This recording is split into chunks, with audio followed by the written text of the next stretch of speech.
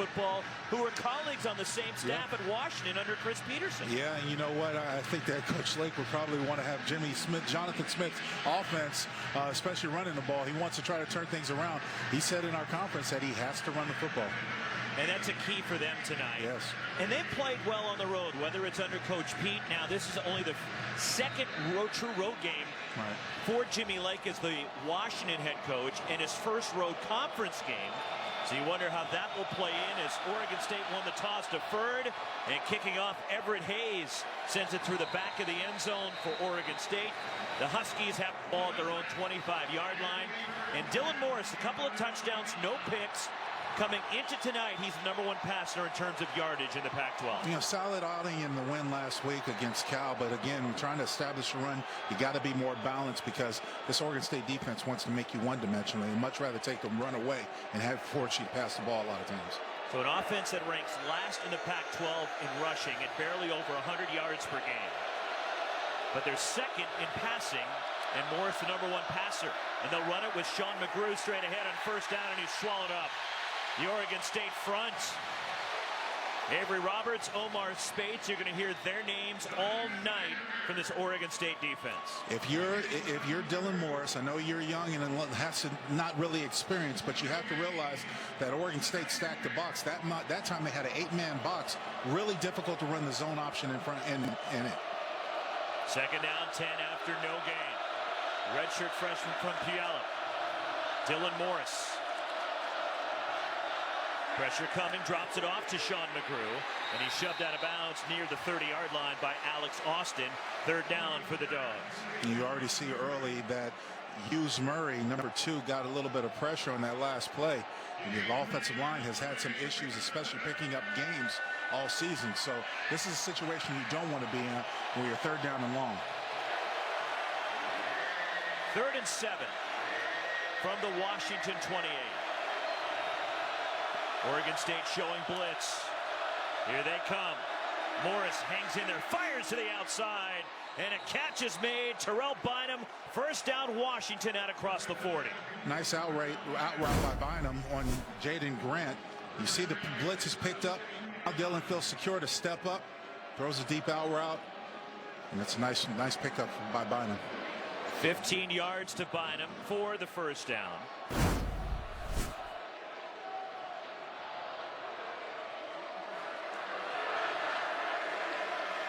Washington offense without their all Pac-12 tight end Cade Otton again this week.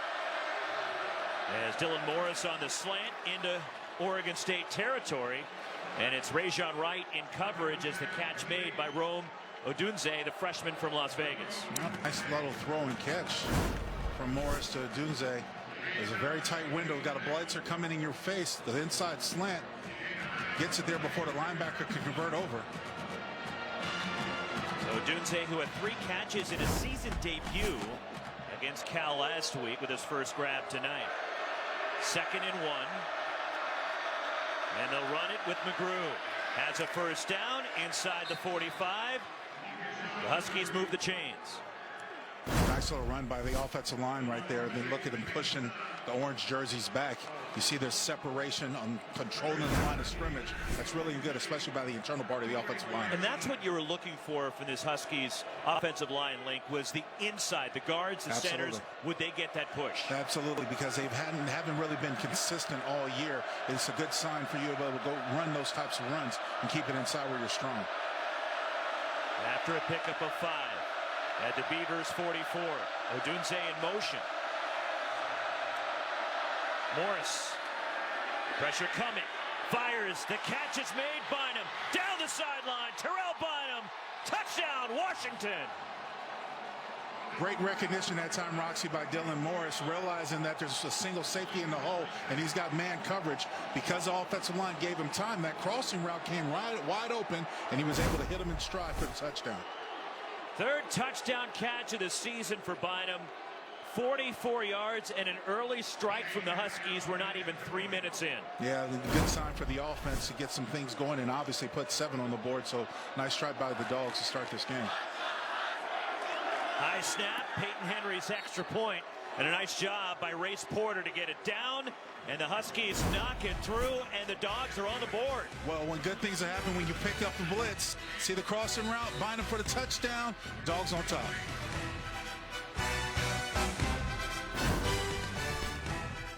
That's why they customize your car insurance, so you only pay for what you need. Oh, yeah. That's the spot. Only pay for what you need. Liberty, liberty, liberty, liberty. The new crispy chicken sandwich taco from Taco Bell. Is it a sandwich or a taco? Which side are you on? Try it with special pricing on the app. Pac-12 universities have never shied away from setting the bar high. Our relentless pursuit of athletic success and academic excellence remains unrivaled. On campus and off, we are using our talents to contribute to a culture of equity, diversity, inclusiveness, and collegiality.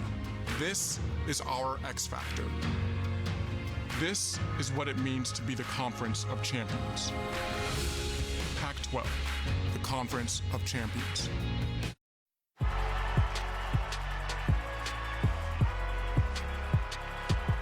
Number 32, Kyle Hornsby.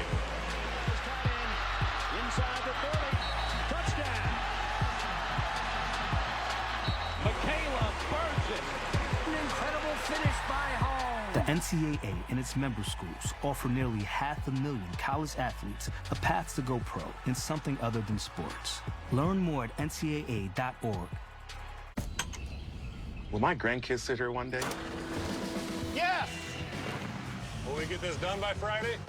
You bet. Will we make a difference? Of course. Will tractors fly? No comment. Did this get smarter? Greener? Cleaner? You better believe it. But how? By never saying no to a challenge. We run so life can leap forward.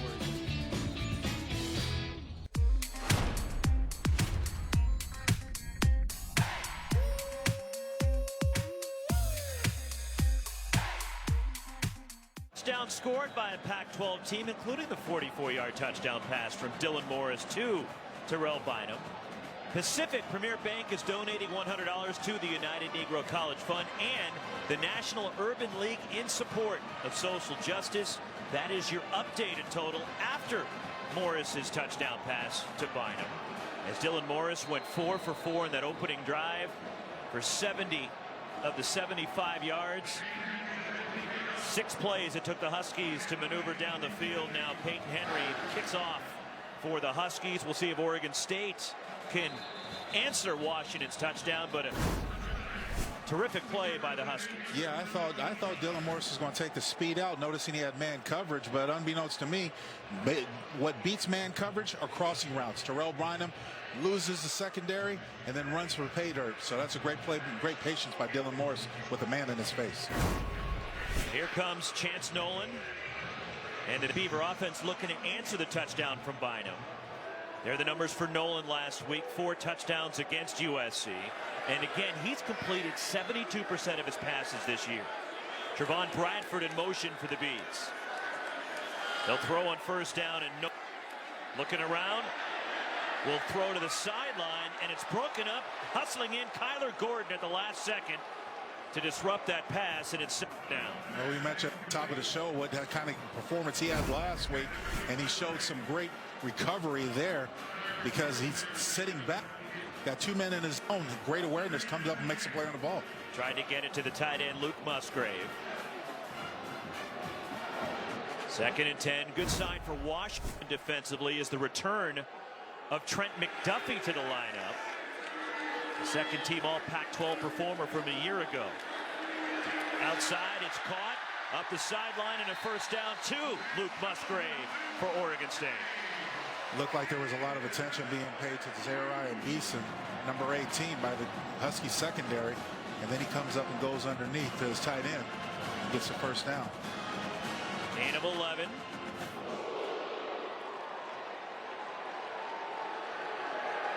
See Luke Musgrave there. From the Oregon State 36, under center Nolan, sophomore quarterback who began his college career at Middle Tennessee. into a junior college and now at Oregon State. First carry for B.J. Baylor, who was tripped up after he got a couple. Jackson Sermon on the tackle for the Huskies. Surprised that. I thought he had more yards. It looked the way he was coming initially downhill, Roxy, that he was going to do some damage in the secondary, but got tripped up by one of the defenders. Making the most of his opportunity now that Jermar Jefferson and Artavis Pierce have moved on. He was biding his time, and he's taking advantage of it, leading the conference in rushing coming into tonight. Second down. They'll run it again with Baylor. Huge hole up the middle, and it gets to midfield and a first down. Ulofoshio on the tackle for Washington. Now that was the first. This very similar play that they ran on the right. I thought he had more yards. Look at the big hole on your left side, the right side of your screen. Huge. And then, of course, because he's so powerful, breaking those arm tackles. Got to get a helmet and a body on him. 12 yards for Baylor. And from midfield, Deshaun Fenwick now in running back for the Beavers. Transfer from South Carolina. And he'll carry it behind the left side.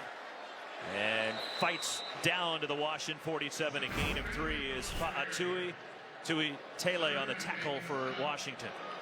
And the experience of the offensive line, and I got a chance to talk to Jim Mahalchek, who I consider one of the best offensive line coaches in all of college football. Yeah. The experience anchored by Nathan Eldridge in the middle. Yeah, they're only giving up 3 sacks and playing together. That's the best sign for an offensive line. The more snaps you have together, the better off you're going to be together. Last week, they did not give up a tackle for loss against USC, but now a tackle for loss. I spoke too soon, as Tyjon Lindsey is corralled behind the line for a loss. Again for Washington's Edifua and Ulofoshio on the tackle after a loss. You can't blame the offensive line, because that's Musgrave running to his quarterback, trying to have a little bit of a razzle-dazzle. That's not on the offensive line, though they'll get, assigned for it because it is the tackle for loss, but trying to have a little razzle-dazzle. Musgrave does not get a tackle for loss if you're concerned at home. 3rd and 11, back at the Oregon State 49. Trey Lowen at running back as Nolan under pressure. The screen set up, tried to get it to Lowe, and the Huskies had that one stopped. Nicely read by the Washington defense, as Alex Cook among the gang of dogs that was in the backfield. The Dogs actually brought a blitz, and of course sometimes you want to try to get a screen off against a blitz, but that time Chance Nolan has to realize that if there's a man that's just trailing his would-be receiver, it's very dangerous to play with the ball, and Alex Cook was almost close to getting an interception. Luke Mosher to punt for Oregon State. Back to return the Michigan transfer Giles Jackson, standing inside the Washington 10, calling for a fair catch, and he makes it around the 7-yard line. So a nice job by Losher to pin Washington back. 7-0 Huskies.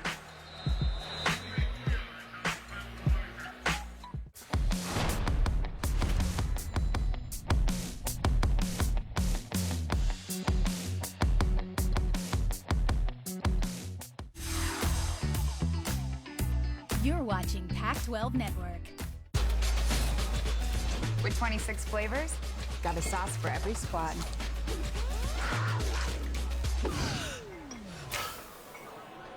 Don't drip on the drip.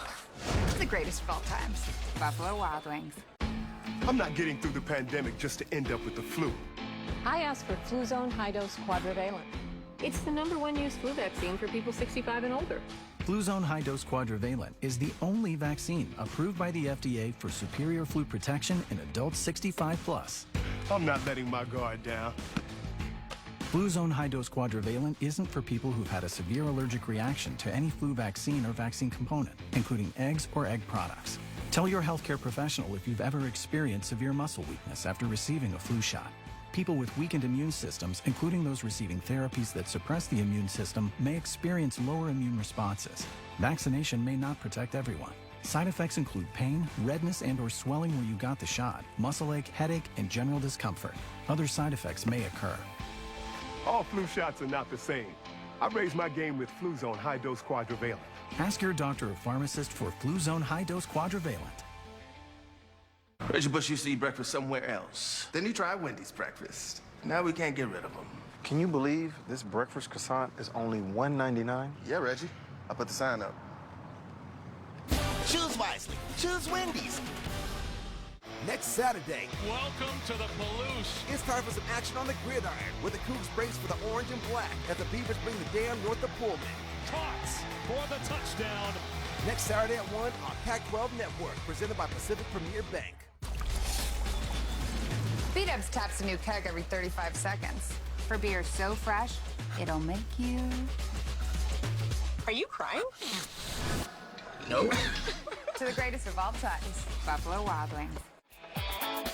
During each football and basketball season, Pac-12 campuses compete with each other in pursuit of a zero-waste home game. Tonight, Oregon State is fully engaged in an active commitment to zero waste and sustainability. Eco Products is proud to be the presenting sponsor of the Pac-12 Zero Waste Challenge. By providing environmentally preferable food serviceware and sustainability consulting, Eco Products is proving zero waste is possible at universities and beyond. From the Huskies, 7. UW leading at 7-zip. Dylan Morris over the middle, it's caught. And out near the 15 before Oregon State pushes Taj Davis back. A gain of about 5 for the Huskies is the first man there, Alex Austin for Oregon State. Unlike the first series, the Beavers decided to come out too deep and play coverage on that last play and just take a nice little stop route to Davis. Dylan Morris 5 for 5. 75 yards passing in the 44-yard strike to Terrell Bynum. Second out and 5. Down the line screen. And Russell down just shy of the first down. It'll be close as the catch made by Rome Odunze for Washington. Nice block by Bynum, and Odunze doing his best to read the block in front of him. On right out there in the perimeter. A very manageable situation now, Roxy, with third down and short. Well, the key, as Jimmy Lake was telling us, at least one of the keys, can they run the football? This is a situation. 3rd and 1, you're backed up. You got to convert this. Sean McGrew, the running back. Morris will throw on 3rd down. And he fires on the slant. It's incomplete. Washington screaming for a flag. Yeah, a little bit of inadvertent contact down there. Could have gone either way, but you know, you're not going to get that begging for it.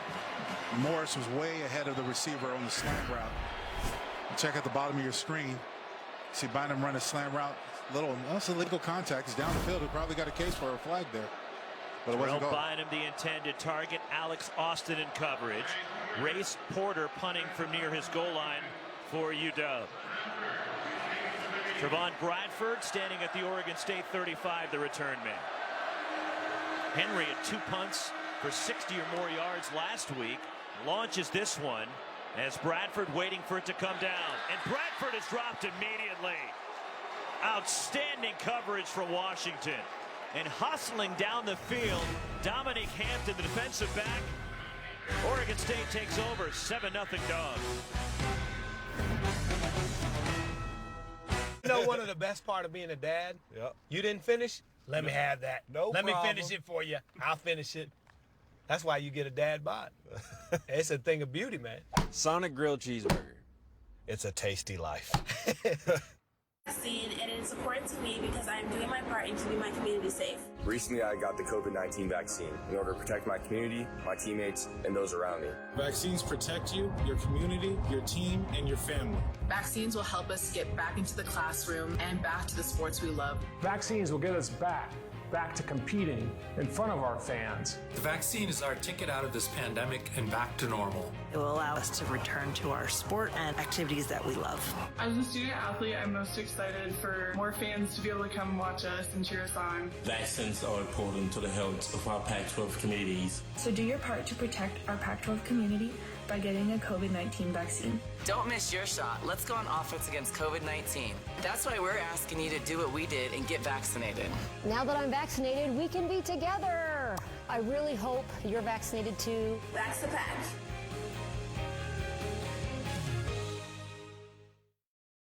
Carvana's had a lot of firsts. 100% online car buying, car vending machines, and now putting you in control of your financing.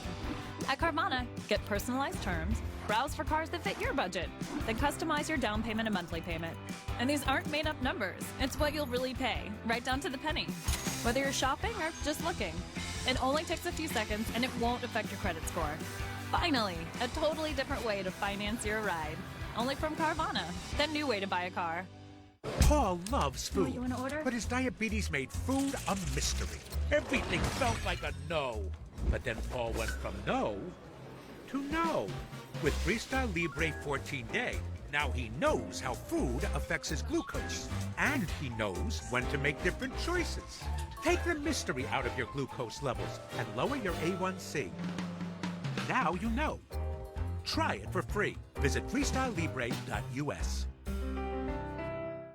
Landscape in the Pac-12 North, so the winner of our game tonight will vault themselves into sole possession of first place in the Pac-12 North by virtue of Stanford's overtime win against Oregon.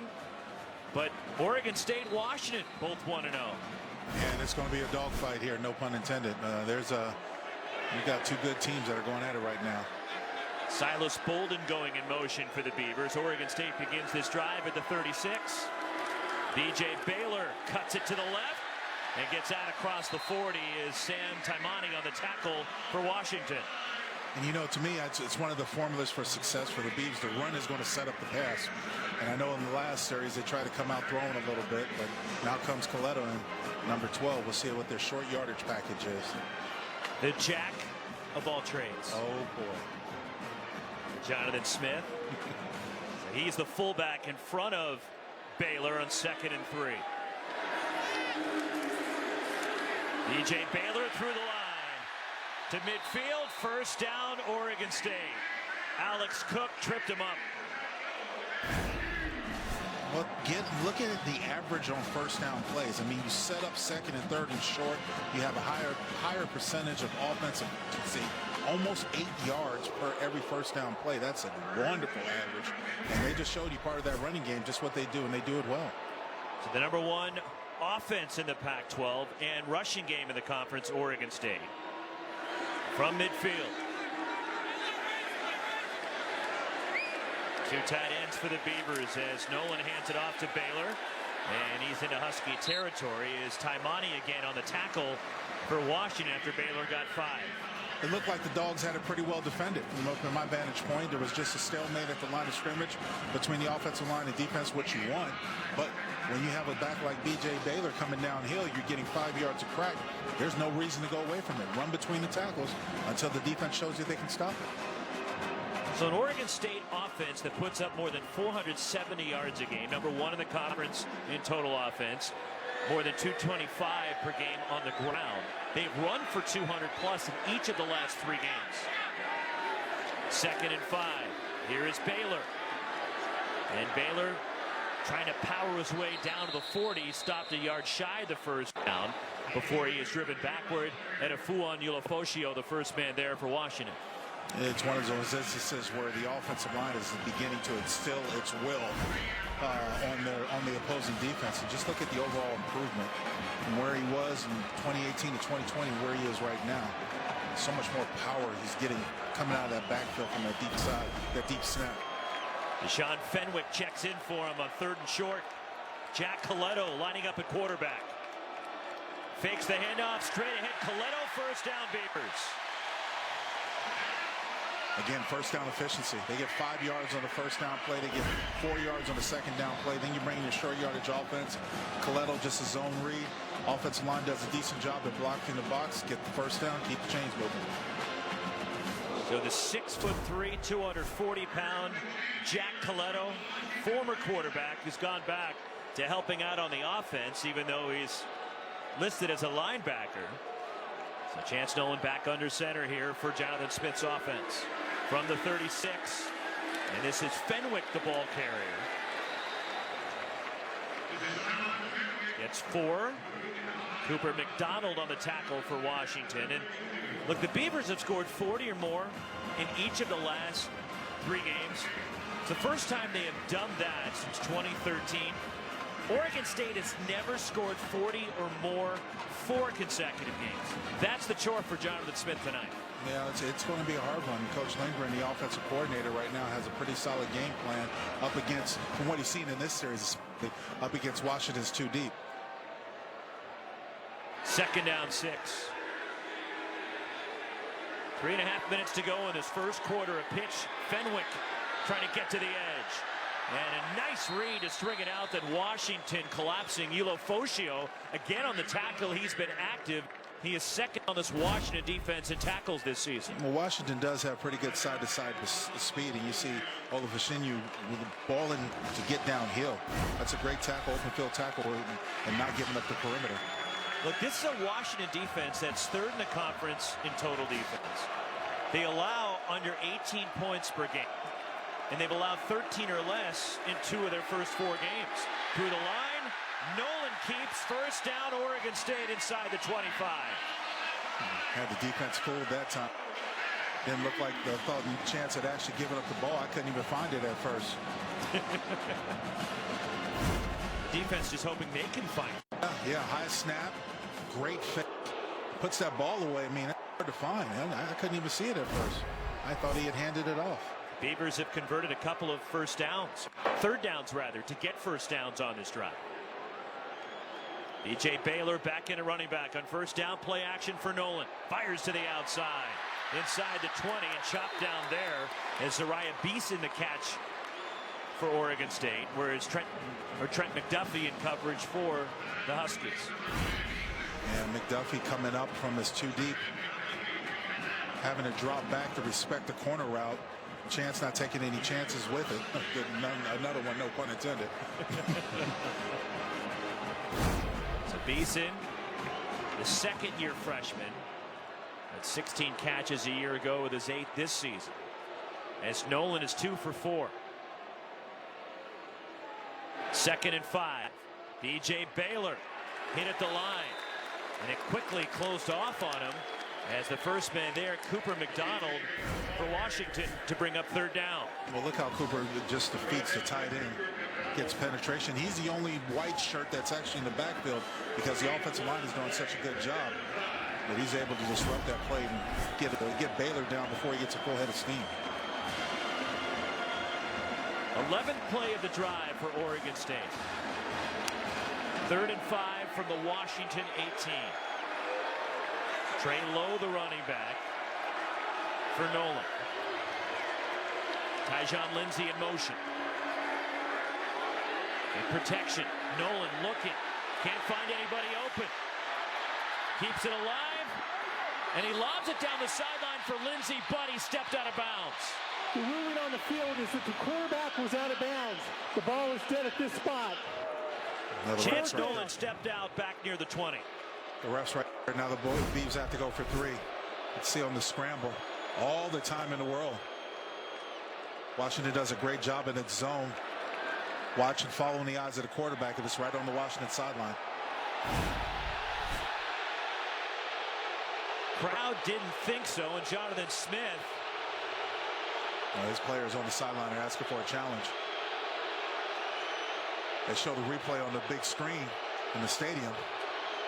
They were lined up for a field goal, and Jonathan Smith still right there. You see him talking to the side judge. Mark Duddy is our referee today, by the way. This will be a 39-yard kick, and they have blown it for a replay review here. Well, they gave him a fresh 24, and I'm going to take the challenge review now. Oregon State has called timeout and is challenging the ruling on the field. Previous play is now under replay review. So it is under review, and it is an Oregon State challenge. Now my question to you, Roxy, because I was only looking at one side. Did Lindsey step out of bounds? The receiver step out of bounds and came back in? It looked to me he was out of bounds downfield. So that should be a penalty, but this is the one we're looking for. We're looking to see if Chance stepped out. Oh, he was not. He was on 1 foot. He had not gone out yet. Watch Lindsey step out of bounds right there around the 10-yard line. Right. But if he comes back in and establishes his footwork inside, it's a legal play. And you saw the hat right there from the back judge thrown down. That's signifying that Tyjon Lindsey stepped out of bounds. Okay. Now he's talking it over with coaches. So Jonathan Smith still talking with our referee Mark Duddy and crew. On replay is that the quarterback was out of bounds when he threw the pass. That is a non-reviewable aspect of the game. Because of that factor, Oregon State is not charged a timeout. It'll be 4th down. It's not reviewable. So it is not reviewable whether he was out of bounds on the pass. Right. However, downfield, Tyjon Lindsey was out of bounds. That would have warranted a penalty. And you saw the referee exactly. throw the hat down, signifying that Lindsey stepped out. And they didn't throw an illegal touch, so that's interesting. So Everett Hayes for a field goal. He's 2 for 2 on the year. This will be a 39-yard try, the sophomore from Granite Bay. Here's Sacramento in Northern California, and Hayes' kick has plenty of leg, but he hooked it. He missed it to the left, and Oregon State comes up empty. There is a late penalty marker down on the field.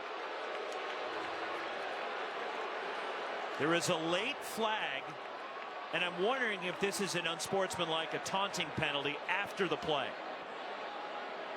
And it looks like they're pointing towards the goal line, so they have to distance the goal line. After the play, unsportsmanlike conduct, receiving team, half the distance to the goal. It was number 8 of the receiving team. It'll be Washington's ball, 1st and 10. This is number 8's first unsportsmanlike conduct foul of the game. So Braylon Try is called for the unsportsmanlike after the play, so it's a Husky ball. Yeah, they didn't see from that angle what Trice did. Looked like he was celebrating with everyone else, but I'm not sure what he did and what warranted the penalty. I think I saw a hand gesture in there from Trice. Oh, did you? Okay. Yeah. Watch number 8, White. He's in the middle of the pack. Okay, now he just did that. That's fine, but wait, there's more that comes. Oh, okay. So Oregon State, by the way, because they could not challenge that 3rd down play, they did not lose the timeout, and they still had their challenge because the play was not reviewable. Sean McGrew, 1st down carry, and he's rustled to the ground by Omar Speights after a short pickup. And now if you're the Beavers, you know that the Dogs are going to try to run on you, so you're going to stack the line of scrimmage. Dylan Morris and McGrew and company have got to be smart with the runs they call and how they approach, and they still got 5 yards on that crack, so it's not totally terrible, but you know, pushing forward, you know that Oregon State's going to play, going to load up the box because they don't want you to get that run started. Entertaining first 15 minutes in Corvallis. Washington has the upper hand on the Beavers to the first quarter of play in Corvallis. A 44-yard touchdown pass. Dylan Morris to Terrell Bynum has the Huskies up 7-0 as we head to the 2nd quarter on Pac-12 Network. Who had a phenomenal run as well for Oregon State, and what a great job and a fun ride it was for the Beavs. I know you call games with Bill Walton, but what a great year for Pac-12 basketball. Conference of Champions, let's go! I mean, it really was. You know, you talk about expectations. I don't think anyone expected to see the Pac-12 presence as much as it was in the tournament. And this is actually my favorite time of year because I like the culmination of sports. You got baseball playoffs, you got football in full swing, you got hockey starting, basketball. I mean, it really is a fun time of year. Wayne Tinkle, a leader of men. How would you not want to play for Wayne? Oh, sorry. I'm having flashbacks right now. Timeout. Oregon State has 2 timeouts for the rest of this half. So just some more bookkeeping from Mark Duddy. Oregon State was indeed called for a timeout when they tried to initiate that challenge. That was not allowed. Well, because they waited to the last second, obviously, to institute the challenge or try the challenge. So it makes sense. With Lincoln Kennedy and our Pac-12 Network crew, Roxy Bernstein with you at Research Stadium. 7-0 Washington. And a fumble on the ground, picked up Rajon Wright for Oregon State. A drastic change of events and a horrible turnover for the Huskies. Yeah, no doubt it was. It really was. And there's so often when you run into just a big pile of guys, so much can happen as a ball carrier there, but you got to be secure with the football. And you see it, there's just the mash point. Nowhere to go. Not seeing how he lost the ball, but it's to Oregon State's reward. Cameron Davis just had it punched free. Wow. And there is Rajon Wright, the defensive back, recovering the fumble. And the turnover chainsaw.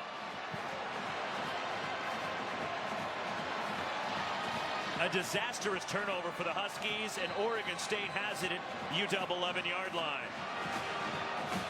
The turnovers who've been huge for Oregon State so far this year, and they force another one. On the ground, Trayshawn Harrison inside the 5. And the Florida State transfer. That is the 11th turnover forced by Oregon State this season. It's a very opportunistic defense coming through at all times. Now a +5 in the turnover margin on the campaign. Oregon State has run 19 plays, 15 running plays. And in the red zone have been extremely efficient so far this year. B.J. Baylor has stood up and knocked backward. And a fool on Yoshio, the first. And when you get down in this part of the field, Roxy, not only is condensed for the pass, but it's also somewhat condensed for the run. And because the Beavers are running 2 and 3 tight end personnel, you see Coletto coming in the game. That's their short yardage offense. They're just relying on their offense to get some push. They can get a first down. 3rd and 2. So the jack of all trades at quarterback. Big power look from Oregon State. Deshaun Fenwick, the running back. And Coletto keeps. Coletto, touchdown, Oregon State. Yeah. Coletto this time said he's keeping the ball. He's not giving it up to Fenwick. And I think the Huskies all thought that Fenwick was going to get the football. The way that the free defender kind of just gravitated towards him. But Coletto did this all. Look at the push on the offensive line. Just collapse everybody down. Leave the end man for Fenwick. Go one-on-one with Coletto and the safety in the end zone. Nice job by the tight end Luke Musgrave with the block to free him up as well to get in. 4th touchdown run for Coletto is Rajon Wright recovering the fumble. And Oregon State goes 11 yards to put it into the end zone. Everett Hayes ties the game. But the defense leads to offense for the Beavers. That's exactly right. You see the turnover here. Defense comes up big, gives the ball back to their offense. Coletto pushes it in. Tie ball game. On the driver's side. It's a beautiful evening and a gorgeous day in Corvallis, and a turnover leads to a Jack Coletto touchdown. Tied at 7 early in the second quarter. And Oregon State will kick off with Everett Hayes. Said the more you can do. Coletto's on the kickoff team as well. Giles Jackson returning. And he's brought down as he gets to the 15-yard line and driven backward. And the Huskies are backed up as we go to Kyle Draper in our San Francisco studio. All right, guys, time for the studio update brought to you by Land Rover. And we have an upset in Lexington. Kentucky beating number 10 Florida. Emory Jones pass broken up by Jaquez Jones, and the Cats win 20-13. The first time they've beaten Florida in Lexington since 1986. Guys, back to you. Huge win for Kentucky. Wow. Interesting. Wow. Mark Stoops, the head coach of Kentucky, by the way. The former DC of the Arizona Wildcats.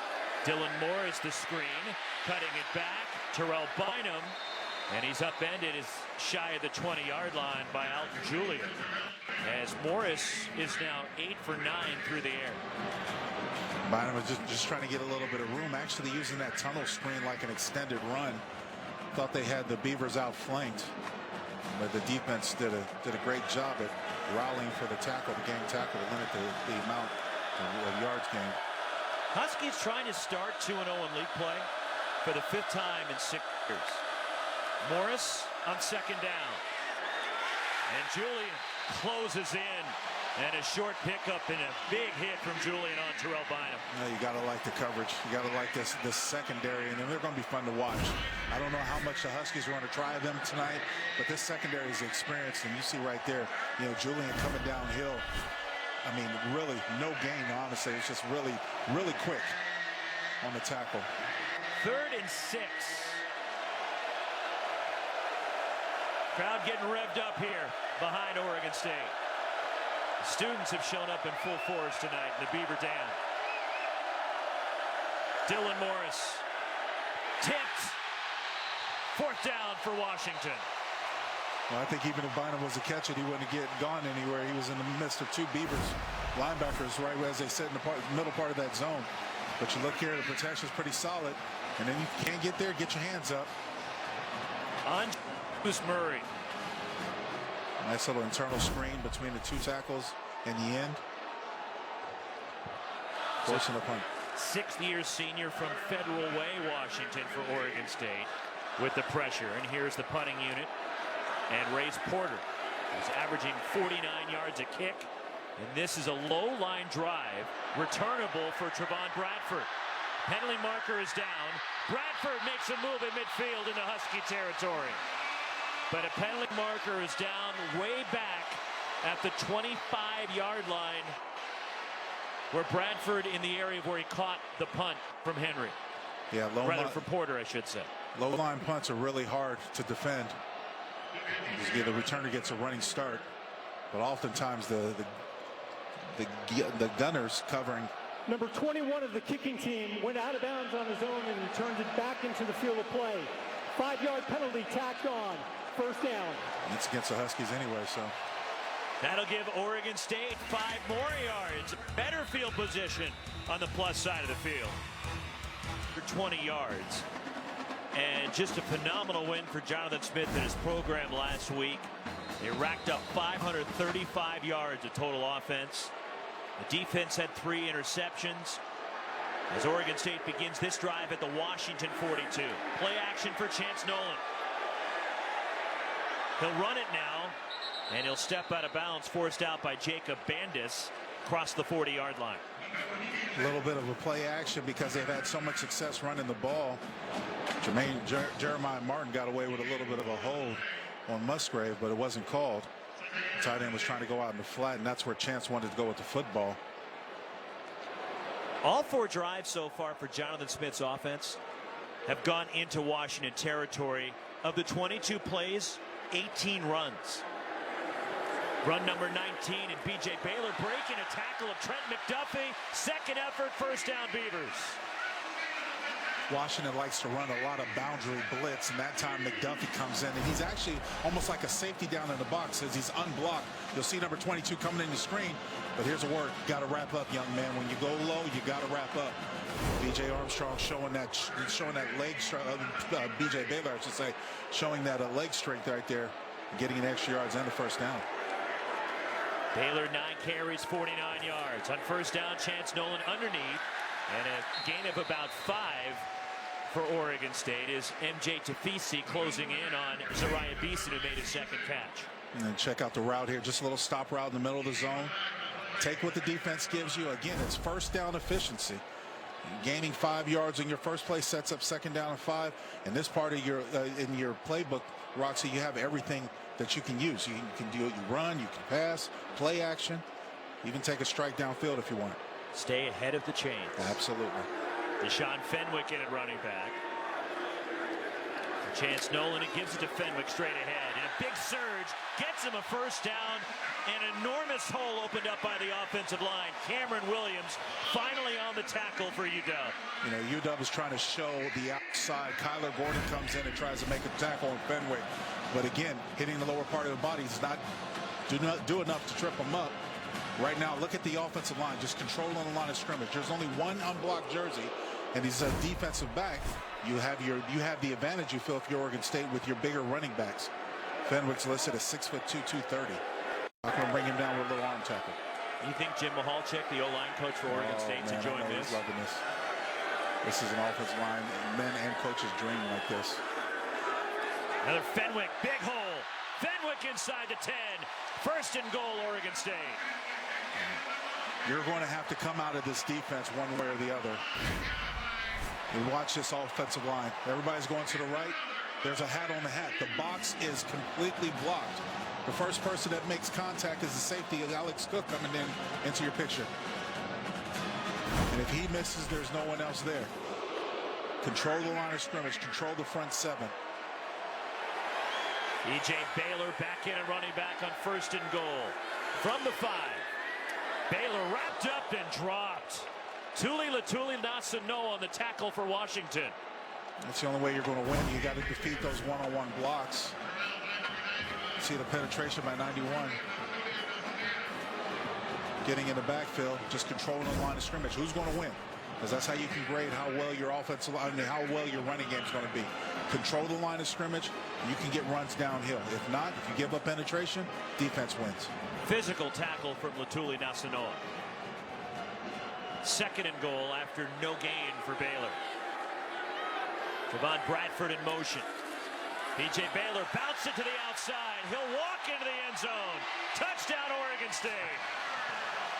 The 8th of the season for Baylor. Doesn't get much easier than that.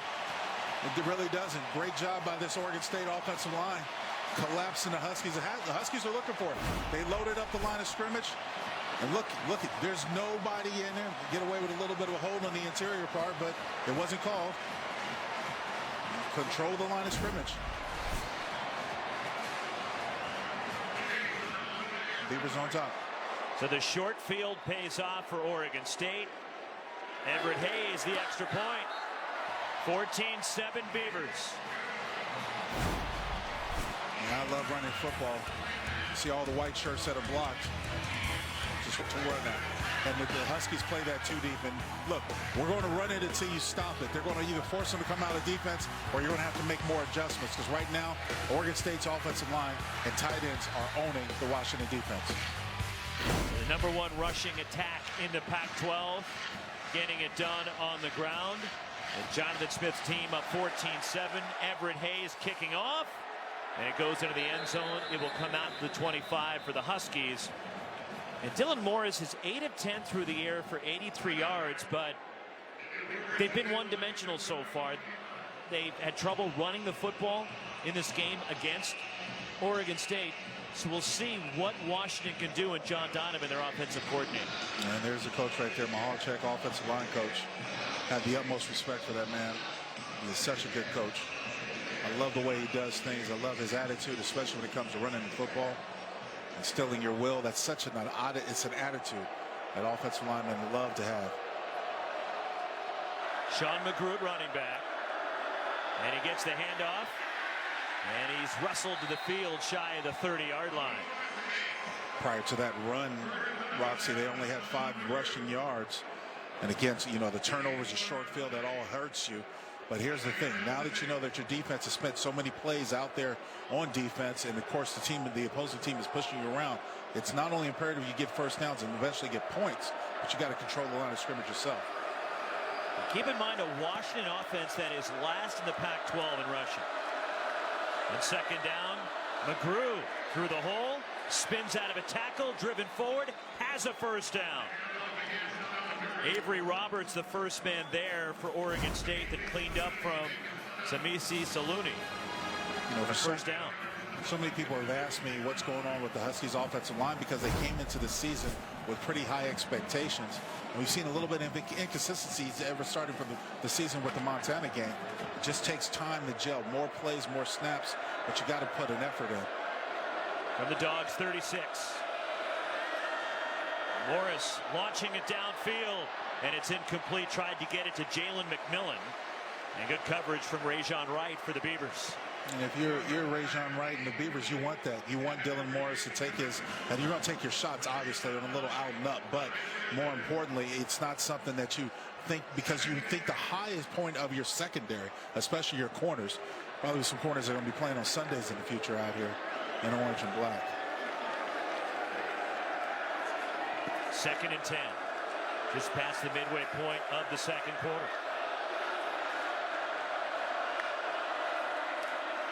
Sean McGrew breaks a tackle across the 40.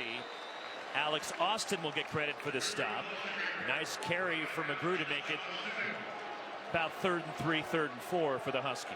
The 2nd time on this drive, they've been able to get the perimeter, and it's really interesting to see what type of defense the Beavers are playing, because they've given up that force side twice now in this drive for some good yardage on the ground.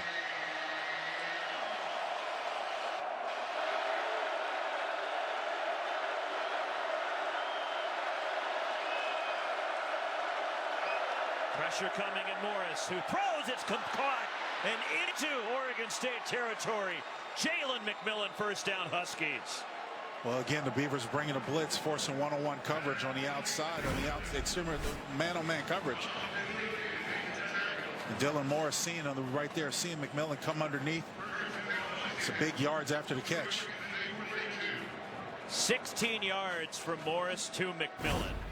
And the freshman from Fresno caught a touchdown last week in their overtime win against Cal, gets the Huskies to the Oregon State 42.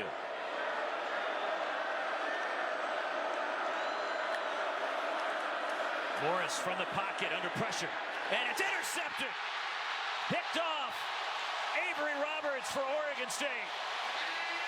No, critical error that time by Dylan Morris, filling pressure and just trying to get it to his check down route, but unfortunately it's wrong colored jersey. You can't have it. That Roberts steps in with the interception. You see he gets flushed out of the pocket, feels the pressure, and he's trying to check it down to McGrew. Thinking McGrew was going to go to the right when McGrew turned inside to the left. Another turnover. So Roberts, who has led this defense in tackles each of the last seasons. Last year, first team all Pac-12 performer, the junior, the transfer from Nebraska. Morris, his 6th interception this season. Sione Lolohea providing the pressure that got in the face of Morris. And Oregon State +2 in the turnovers tonight. Chance Nolan over the middle. And tried to get it to Luke Musgrave, and it's incomplete. Coming out, trying to open it up, throwing. A little surprise, empty the backfield, and trying to go out and attack Kyler Gordon, who made a good play on Musgrave inside out of the slot. Now let's see if they get back to the basics. They have their tight ends in. Let's see if they get back to the basics. Oregon State and try to run the football. That's what they've had the most success. Usually after a turnover, an offensive coordinator is going to take a shot and try to open things up to keep the momentum going.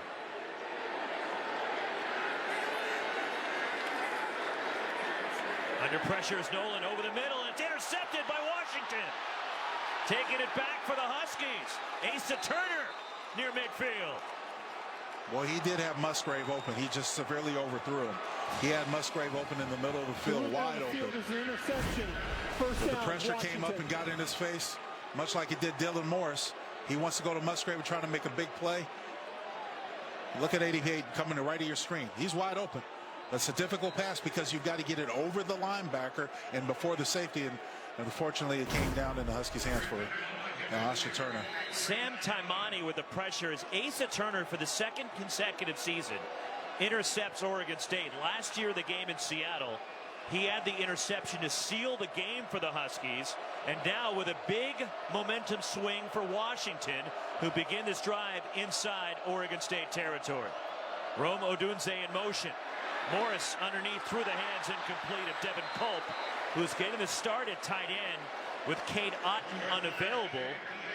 As Culp, who had 5 catches, a career best last week against Cal, could not hang on. Well, the Beavers aren't going to let you get into a rhythm if you're Dylan Morris. They're going to come after you. They've had a high blitz package this entire first half. And they got into Morris's face again. As you mentioned, Culp couldn't come up with the football. Not only is Otten out, but Jack Westover also out. Yeah. So the Huskies going deeper into the depth chart at tight end. I formation behind Morris, and they'll run it. And Sean McGrew hit behind the line and dropped. First man there was Alton Julian for Oregon State. You know, most defensive coordinators know when you don't strike first on first down to get any yards. Second down, you're likely to have a run. This time they come with an eye back. They're trying to run power, but just way too much penetration there. Again, making a back cut. When he comes, as soon as he gets to football, you see Julian there celebrating. This makes it very difficult because you know they're going to come all out, and the Huskies decide to empty the backfield. And now here comes Pleasant back in. 3rd and 13. Dylan Morris, it's tipped at the line, incomplete. Again in the face of the Washington quarterback. You know, Dylan Morris is listed at 6 foot, 200 pounds. He's either going to have to get deeper on his drops or find a way to have enough touch to clear the defensive line. You see pretty good protection up front, even with the blitz. But the Beavers know he's trying to go on those underneath crossing routes to get their hands up and knocking the football down. Huskies can't take advantage of the interception and the tremendous field position.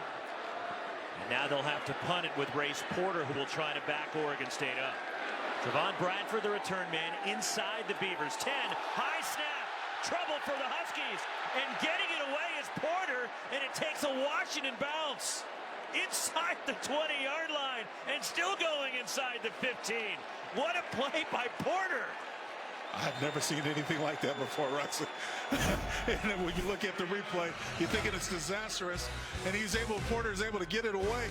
Great play by the Huskies.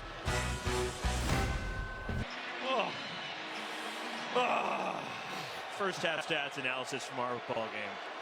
Beavers backed up after a miraculous play by Race Porter and dropped at the line, and a loss on the first down carry, and blasting through for the Huskies, Sam Taimani, who's been active for Washington in the first half already.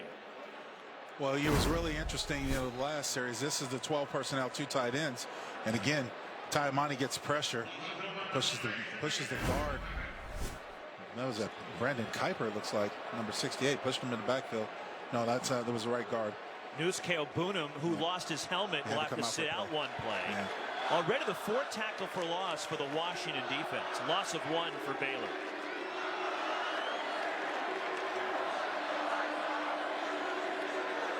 On second down, cutting it back. B.J. Baylor brought down shy of the 20-yard line. That right there is a formation the Beavers have had the most success running the football out of, and and you have Chance Nolan running a check with me system, seeing where the weakness of the defense is, and now you see how everyone's just getting pushed on the Huskies defense, pushing them back. You'll take those 4 or 5 yard, 6 yard cracks in this instance, because in the second half they're going to even grow, or you're going to break a few of them. Jackson Sermon, the leading tackler on this Washington defense, with the stop, as Trey Lowe checks in a running back, flank to the right of Nolan on third down. In motion, Tyjon Lindsey. Chance Nolan. And it's dropped by Lindsey as the corner Kyler Gordon was closing in for Washington. And a 3 and out for this Oregon State offense. Yeah, Chance did well, had a two-man route combination. Lindsey had the ball in his hand. I guess he just heard footsteps, because that should have been a first down. 3:20 left in the half. Washington about to get the football back. The first time that the Beavs have gone 3 and out tonight. Luke Loescher punting from his own 5. Giles Jackson returning for Washington from inside his own 35, spinning. The Michigan transfer brought down, hustling downfield. Great coverage from Oregon State. And the first man there is Easton Mascarenas for Oregon State. The Pac-12 championship game Friday, December 3rd, for the first time at Allegiant Stadium in Las Vegas. The Pac-12 North champs against the South champs, deciding the Pac-12 title. Tickets available now. pac-12.com/tickets. That's pac-12.com/tickets. And again, our winner tonight is in sole possession of first in the North. I know it's early, but as Sean McGrew picks up a few yards and hopping on his back to bring him down for Oregon State, Avery Roberts. One of the things I've come to appreciate in us working together, our partnership, is your advanced knowledge of restaurants and places that we're visiting. I can testify. There's a nice restaurant. There's a few, but I can still think of one specifically for the Pac-12 championship in Vegas. So I'm just saying, who's ever there, you're gonna have a nice dinner. Had a good breakfast this morning. We did. Sat next to, oddly enough, Everett Hayes, the kicker for Oregon State's parents. Nice people. Got to meet them. Is running for a first down, Kamari Pleasant for the Huskies. Yes, it was a pleasant meeting with the Hayes family. Wow. Okay, I'm going to do it again. Again, that formation has proved big dividends for the Huskies, and they come back to it. Pleasant. Second effort gets him a couple yards shy of midfield. You know, it's interesting watching the Huskies push forward, much like the Beavers on offensive line. You know, that time, buying the line of scrimmage, the Huskies didn't really give them a definitive hole, unlike some of the ones that the Beavs have seen. But more importantly, gave him time to sort of survey and pick where he got, and still got 5 yards out of it. Huskies have all 3 timeouts. Oregon State has 2 inside 2 minutes to go until halftime. From the UW 48, 2nd and 5. They'll run it again through the line. First down into Beaver territory goes Kamari Pleasant, who has been featured on this drive in some effective runs. Yeah, and the Huskies are going to go hurry up. They don't want the Beavers to to change up personnel, see if they can pick on them again.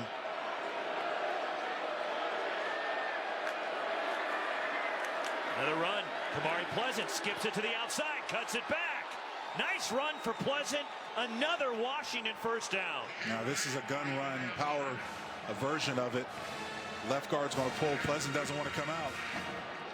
Even though McGrew came in to start, now the Beavers are able to substitute because the Huskies did. I think they want some time. Timeout.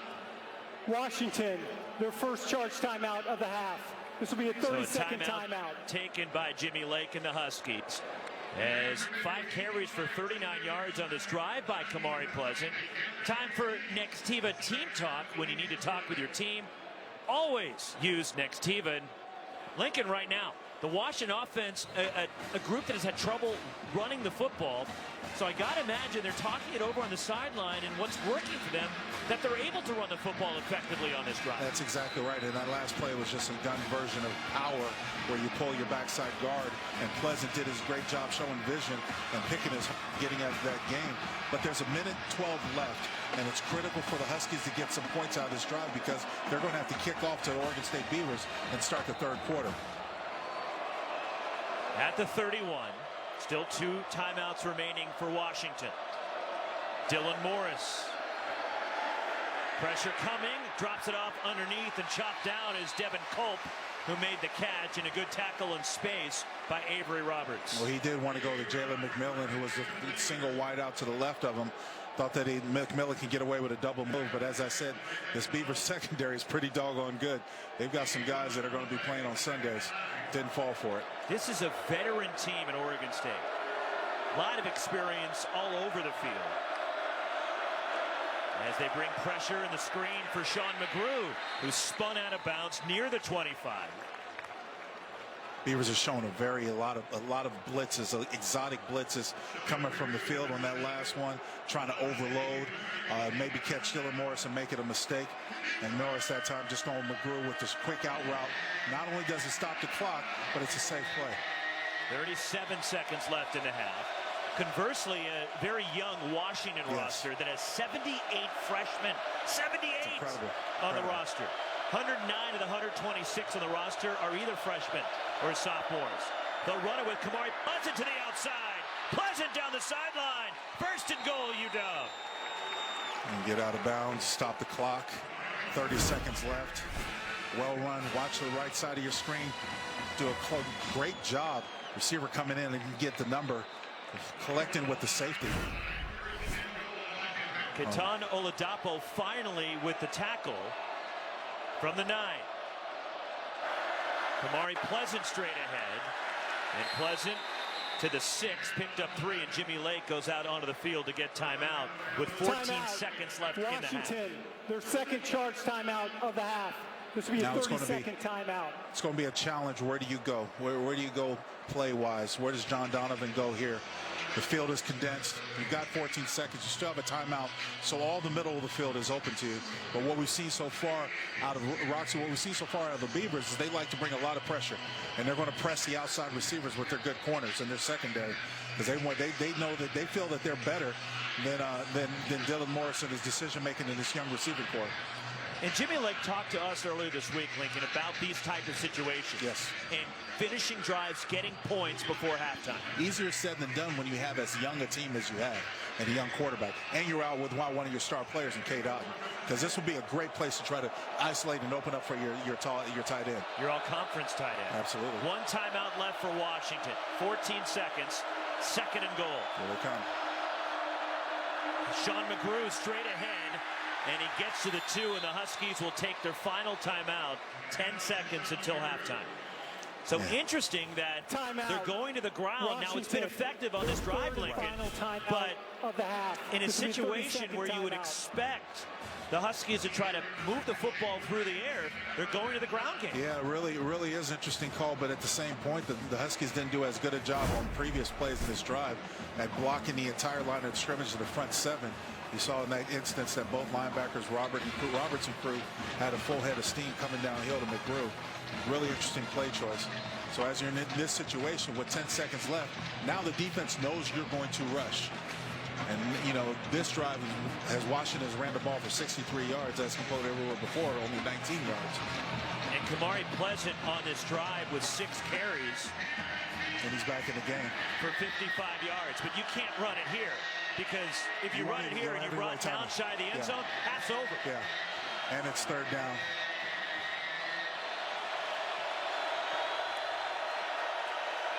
Fullback Javon Forward is in front of Pleasant. And now Jonathan Smith runs down the sideline to get a timeout. Timeout. Huskies came out with a fullback or two-back set. This will be a 30-second timeout. 2 wide receivers looking like a run formation. So Jonathan Smith, who when he left Oregon State, at the time was the all-time leading passer in the history of Beaver football. Now he's third, by the way.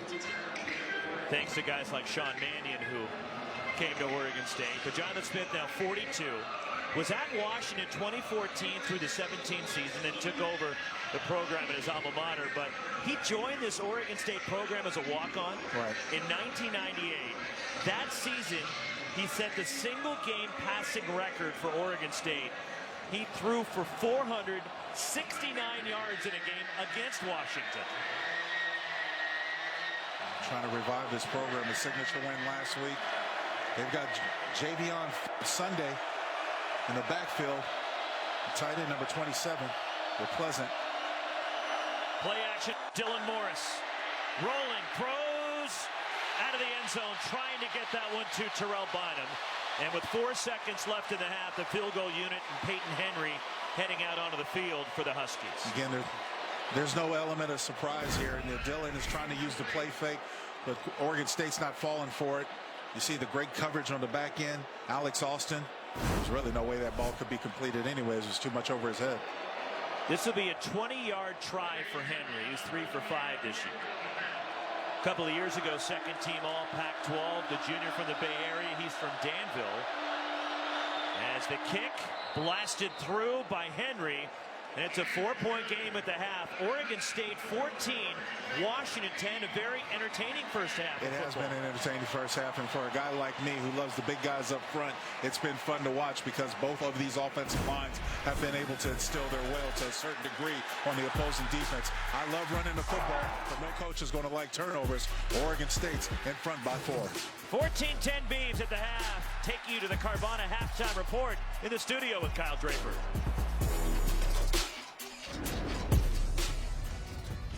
Hey, what's up, everyone? I'm Kyle Draper. Here's what's coming up on the Carvana halftime report. I'll be joined by Nigel Burton and Steven Sylvester. Of course, we'll recap what we just saw in this first half of this game. Plus, number 3, Oregon, going down on the road at Stanford. We have the highlights. I'll have the guys break it down. It's a full day of Pac-12.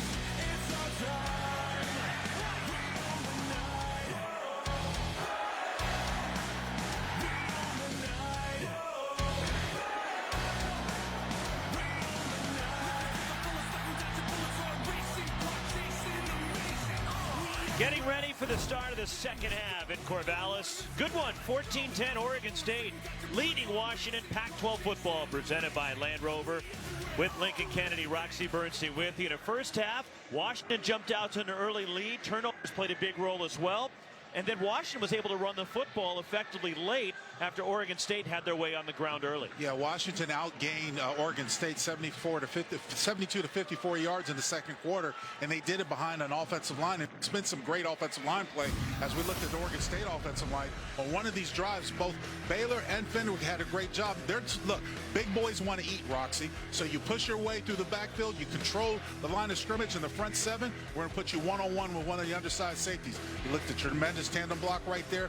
Watch the whole of Baylor getting down the field, or that was Fenwick, I should say, averaging 5 yards a carry, and both the backs are averaging almost 5 yards a carry coming into the second half. Now it's B.J. Baylor skipping into the end zone. Offensive line coach for Oregon State, Jim Mahochek's going to love watching the game film of this one. As we take a look at our first half stats presented by Liberty Mutual. 106 yards rushing for Oregon State, who came in as the #1 rushing offense in the Pac-12. The Huskies were last in the conference in rushing, and that late drive gets them up over 80 yards on the ground in the first half. I think they might have found a sort of, a way, if you don't want to play any punt like you play with Pleasant in the backfield, a pleasant way of getting some yards up front. But now they've got to start off on defense. The turnovers, in my opinion, really hurt them in the first half, as they do most teams. And let's see if the Huskies can climb back in, only being down by 4 right now. Oregon State receiving the second half kickoff, as it will be for Washington. Peyton Henry getting ready to boot it away to Champ Fleming, standing a couple of yards deep in the Oregon State end zone. 14-10 Beavers as we start the second half. Oregon State trying to snap a 9-game losing streak to Washington. But there were 3 turnovers committed in this game, and all of them had an impact in the first half. Yeah, as most turnovers do. You see right there the fumble that actually led to a quick 7 by the Beavers. And then, of course, the interceptions across the blitz, trying to check it down, giving up the interception. Both sides have had their fortunes with the turnover and interception, at least one interception in the game. But the last couple of drives for Oregon State,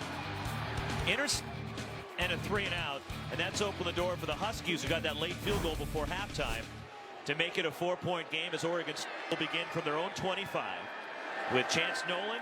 Play action, looking downfield. Nolan now will run, nobody's open, and Nolan gets to the sideline, and he's ridden out of bounds by Cooper McDonald, and a nice run of 7 yards when Washington had outstanding coverage downfield. Yeah, and they did play their 2 deep coverage, didn't fall for the play action. Chance had nowhere to go. It was only 2 men that were out and running in routes. They had max protection.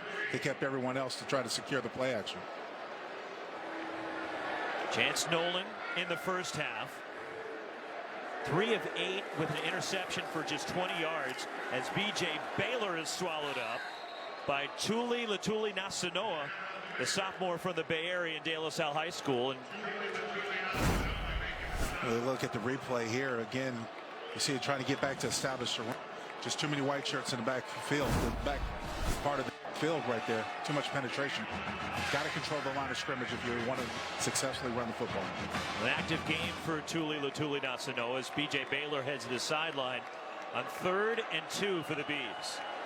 Deshaun Fenwick, the running back. Jack Coletto takes the snap and lunges forward for the first down as Tuli Nasanoa on the tackle for Washington. Again, we're seeing Oregon State's, sort of formula for success. High efficiency in the first down, and high efficiency leads to high efficiency in the 3rd down scenario, getting the first down with just a simple dive by Coletto. So Jack Coletto, Captain Jack, if you want to call him that, the Jack of all trades. No, you got a bunch of them, don't you? You want to go through all of them tonight? There's more. I bet there is. Trevon Bradford in motion for the Beavs from the 36. Play action for Chance Nolan. And Fenwick is wide open, and it's dropped. Now the throw was low in defense of Fenwick, but still it hit him in the hands, and Fenwick probably should have caught it. Interesting strategy. We've seen 2 drops tonight, by the way, and that being the second one. Fenwick comes open on the out route. There's no one out there, so he would have got extra yards, obviously probably the first down after the catch. But interesting philosophy. With the team having so much success running the football, especially on first down, and now they're coming to the pass, I think they're kind of playing into Washington's defensive hands, because Washington does have a good secondary. And keep in mind, Nolan came in 72% on his passes this season, but only 3 for 9 tonight. Here comes the blitz. 2nd and 10. And a penalty marker is down. And did they take too much time? Delay of game. Offense. 5-yard penalty. 2nd down. Thank you, Mark Duddy. Chance Nolan did see the safeties coming down. I think it was Turner who was one who was flashing like he was going to blitz. First penalty against Jonathan Smith's Beavers tonight. Washington's only committed 2. So it's been a pretty disciplined game from both sides to this point.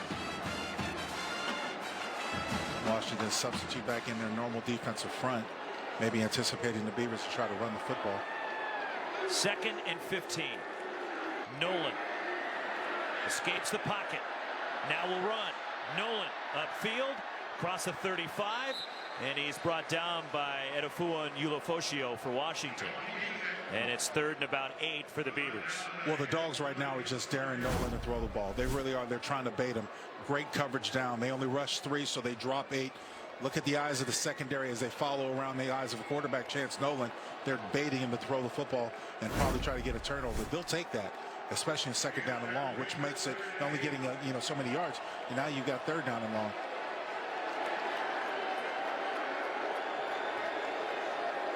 Pressure coming. Nolan. And he throws, and a nice tackle from Washington. And Julius Irvin, the son of Leroy Irvin, the 11-year pro with the Rams who went to 4 Pro Bowls. He wrapped up Tegan Pretoriano, the tight end, in one-on-one tackle that Irvin had to make, and he did. Nice series by the defense that time. They ran a little bit of a blitz, but they had 2 deep man free underneath, coverage underneath. And as you mentioned, a great open field tackle by Irvin. Punting unit, and Luke Lozier on for Oregon State, and the lefty hits inside the 15, and Oregon State is able to down it near the 5 by Tyjon Lindsey. Huskies backed up with the football. 4-point lead for Oregon State. Be Ray.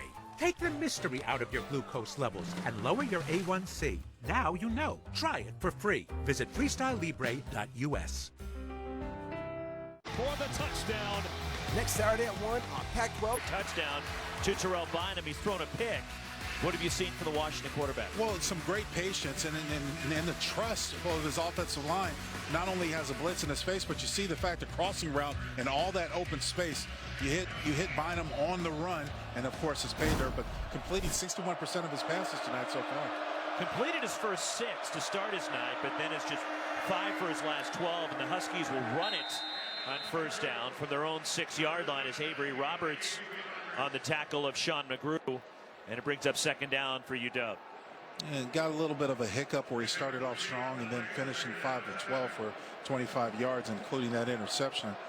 And don't necessarily know what he saw, or I know that the interception came on the heels of pressure, but why he was struggling after he was so successful, especially in that first drive.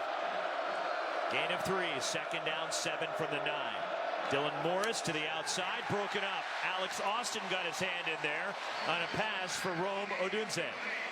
And if you're secondary of Oregon State, you're challenging these wide receivers of Washington right at the bottom of your screen. A little hands-on, but he gets the left hand off, so they're not going to call pass interference. They're going to allow contact. And that's a lot of it, but it's not warranting a flag. So now 3rd and long. To the redshirt freshman from Long Beach Poly.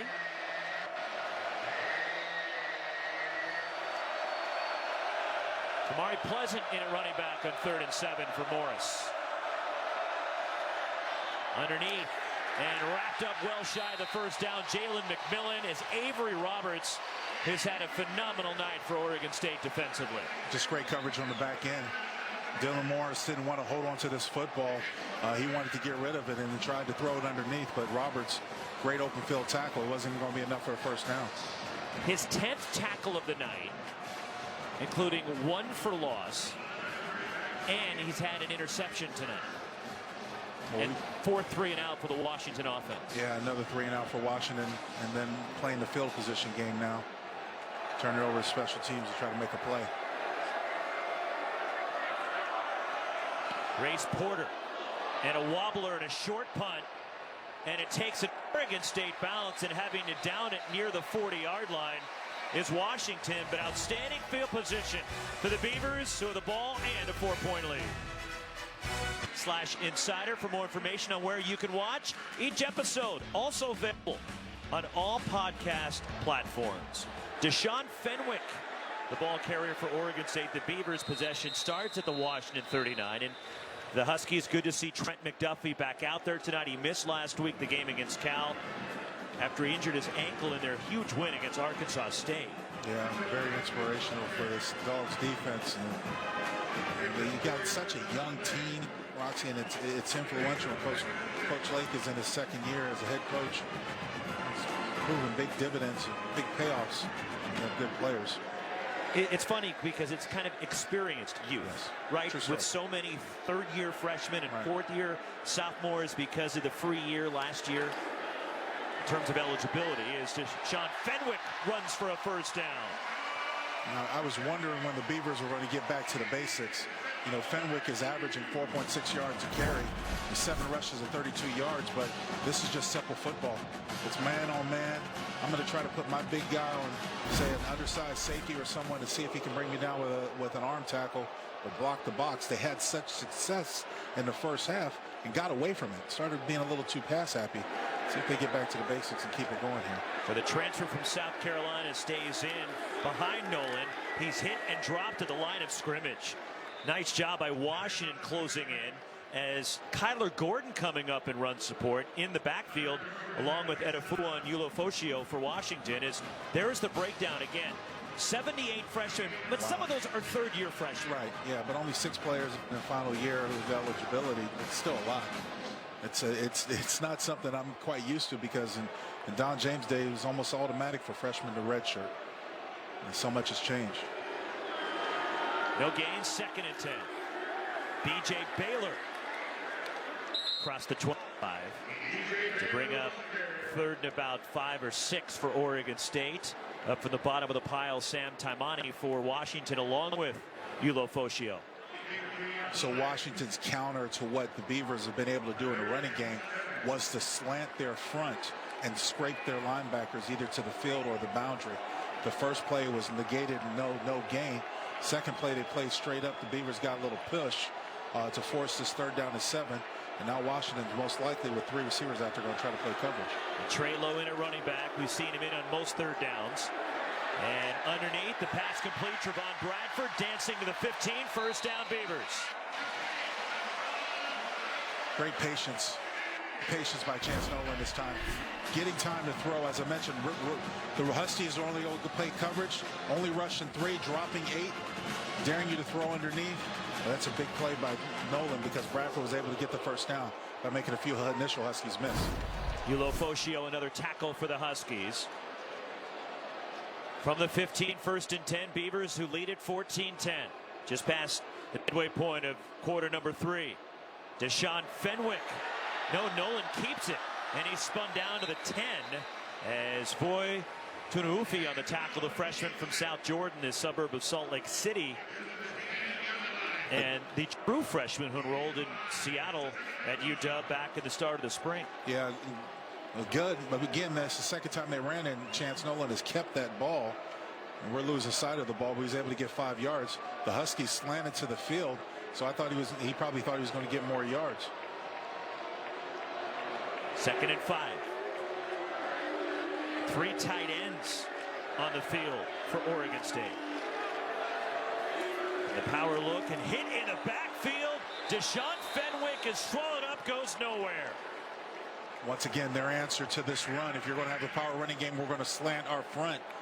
That time the Huskies did a great job of getting in the backfield. Again, it's Tuli Latuli Nasanoa breaking through for Washington. Look at the penetration right there on the Beavers offensive front. Tamani's back there as well.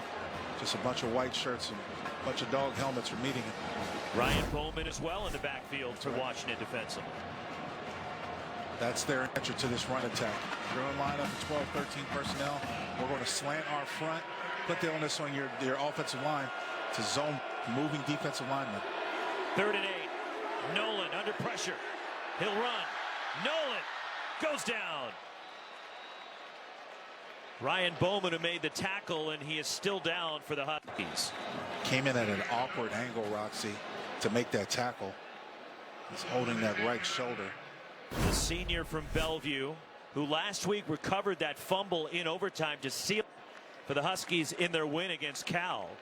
And the former walk-on who has been an outstanding pass rusher in his Huskies career, talking to the medical staff as he comes off the field. He threw that right arm out as Nolan was coming up the field, made a little bit of a cut, kind of got overextended. When he made the hit, it was just an awkward angle, so let's hope he's okay. 29-yard try for Everett Hayes, who missed a field goal try in the first half. This one will be a 29-yarder trying to give the Beavers a 7-point lead as we're approaching 5.5 to go in the 3rd quarter. Hayes kick, and it is good. Now we feel better about having breakfast next to his parents this morning.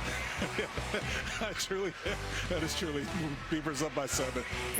And to start the game, they had a whole lot of success, marginal success. Kicking team number 29. 5-yard penalty to be tapped. The dead ball spot. First down, Washington. That's on Cade Brownholtz, who was offside on the kickoff for Oregon State. As our quarterback comparison, Morris on the left, Nolan on the right. You see, Nolan hasn't had a great deal of success throwing the ball around, with only completing 5 passes, 31 yards. But their bread and butter to me, Roxy, has been running the football. 2, 3 tight ends, pushing the line down, and taking full advantage of the short fields as well. Kamari Pleasant, the running back, with Dylan Morris under center. And after the penalty, Washington starts this drive at the 30. Play action on the rollout. Morris throws for a first down, and stepping out is Terrell Bynum. No, they're saying no catch. So difficult because Morris actually had a chance, had a clean spot. If he could just set his feet, it's so hard on the boot to throw a strike moving. And you're right, Bynum had that foot out of bounds when he came down. Yep, came down to the white. Good call. 2nd and 10. Now here, the Beavers are going to be ready for a run. Because if you're Washington, you're going to try to run the football. And they're going to go empty. As Kamari Pleasant goes split out, he's the furthest toward the Oregon State sideline, the top of your screen. And the inside route to Rome Odunze, and he goes up the sideline and pushed out shy of a first down, but a nice gain of about 7 before he's knocked out by Alton Julian. And that's like an extended run. It really is. And great blocking, perimeter blocking by Quentin Moore, number 88, to allow Zone to get to get the boundary. And now it's 3rd down and short. 3rd and 3.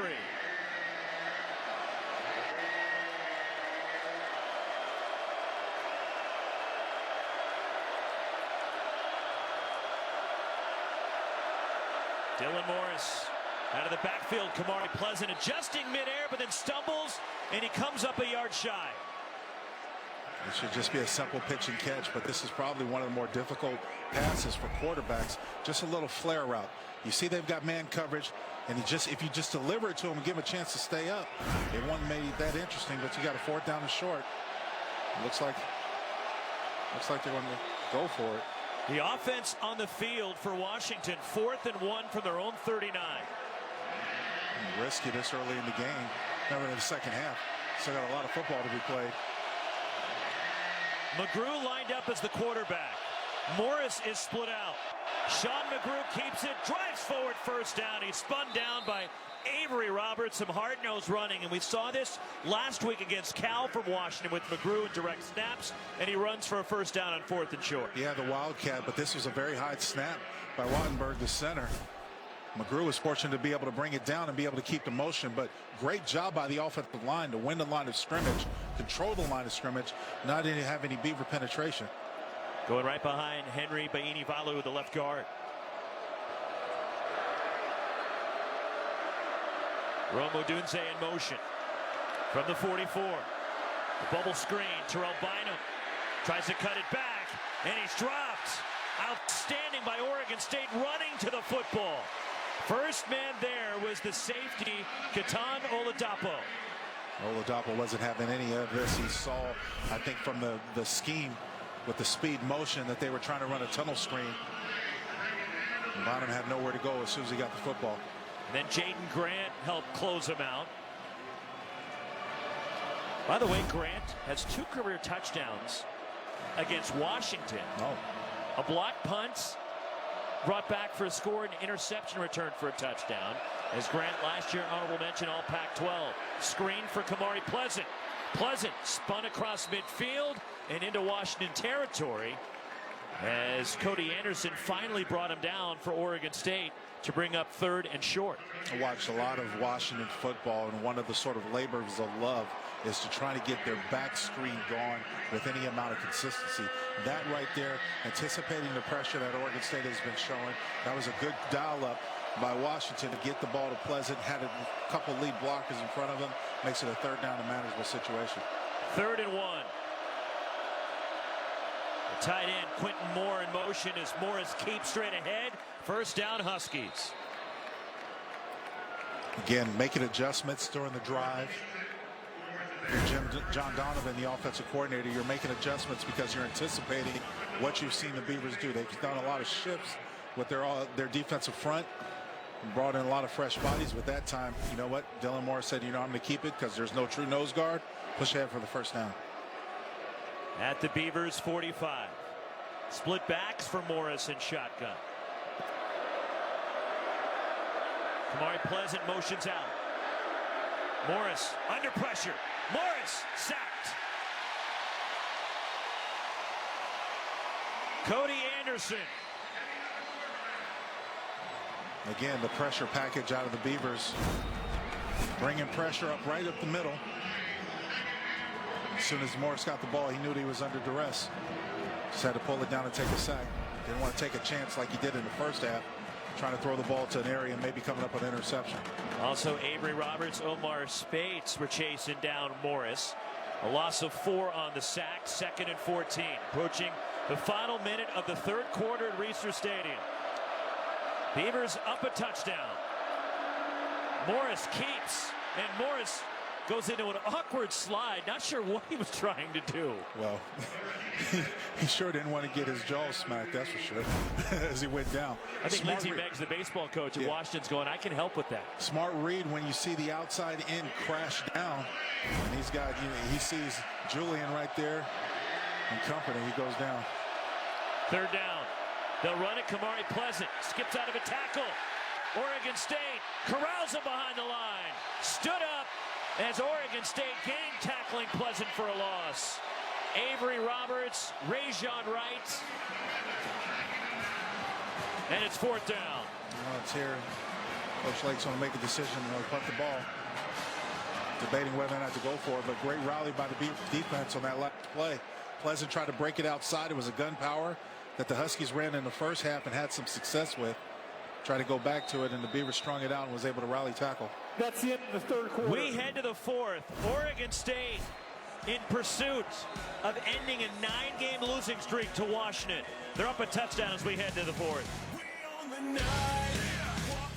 Then Tanner McKee engineering an upset of Oregon. And then Jaden DeLore returning to the lineup after missing last week the game for Washington State against Utah. And here it's 17-10 Oregon State as we start the 4th with Lincoln Kennedy. And our Pac-12 Network crew, Roxy Bernstein with you at Reser Stadium, is Race Porter trying to pin Oregon State back. And Trevon Bradford, a fair catch inside the Oregon State 10. Beavers get the football early in the 4th.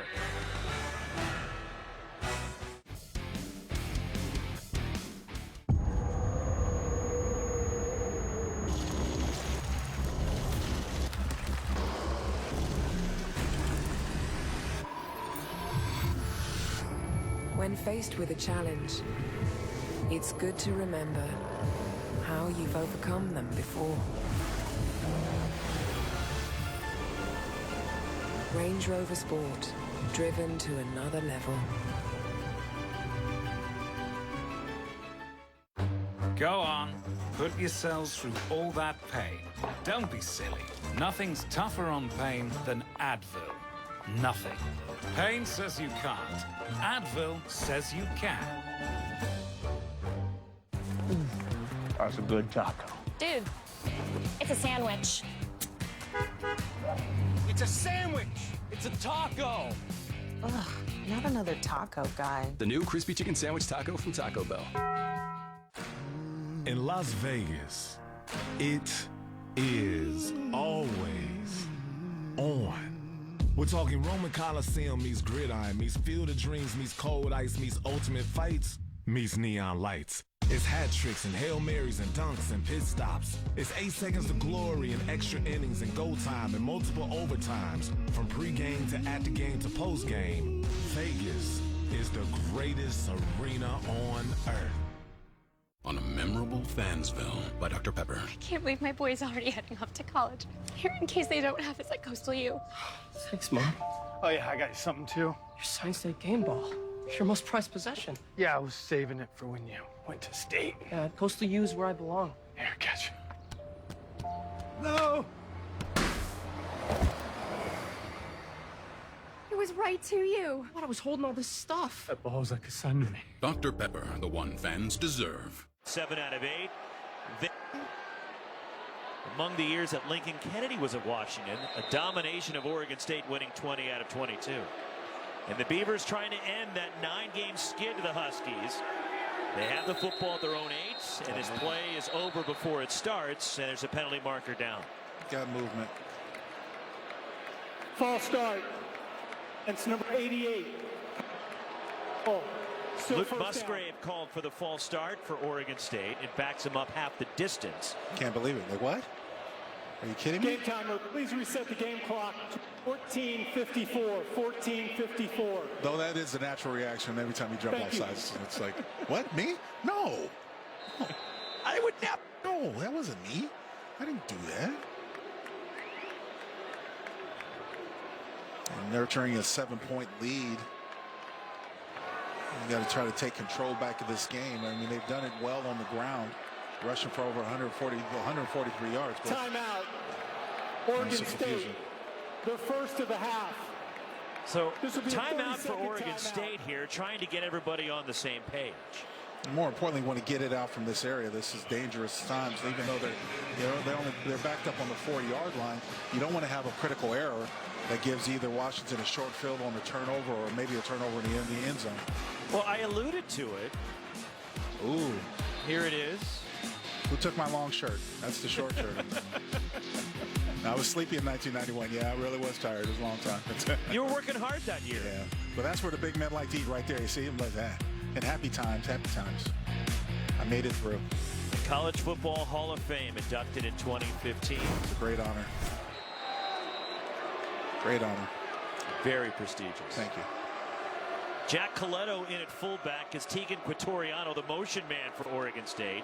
1st and 14, B.J. Baylor nearly springs it, gets out across the 10 before Jackson Sermon tackled him. And there is a Husky still down on the play. Yeah. Can't see the number yet.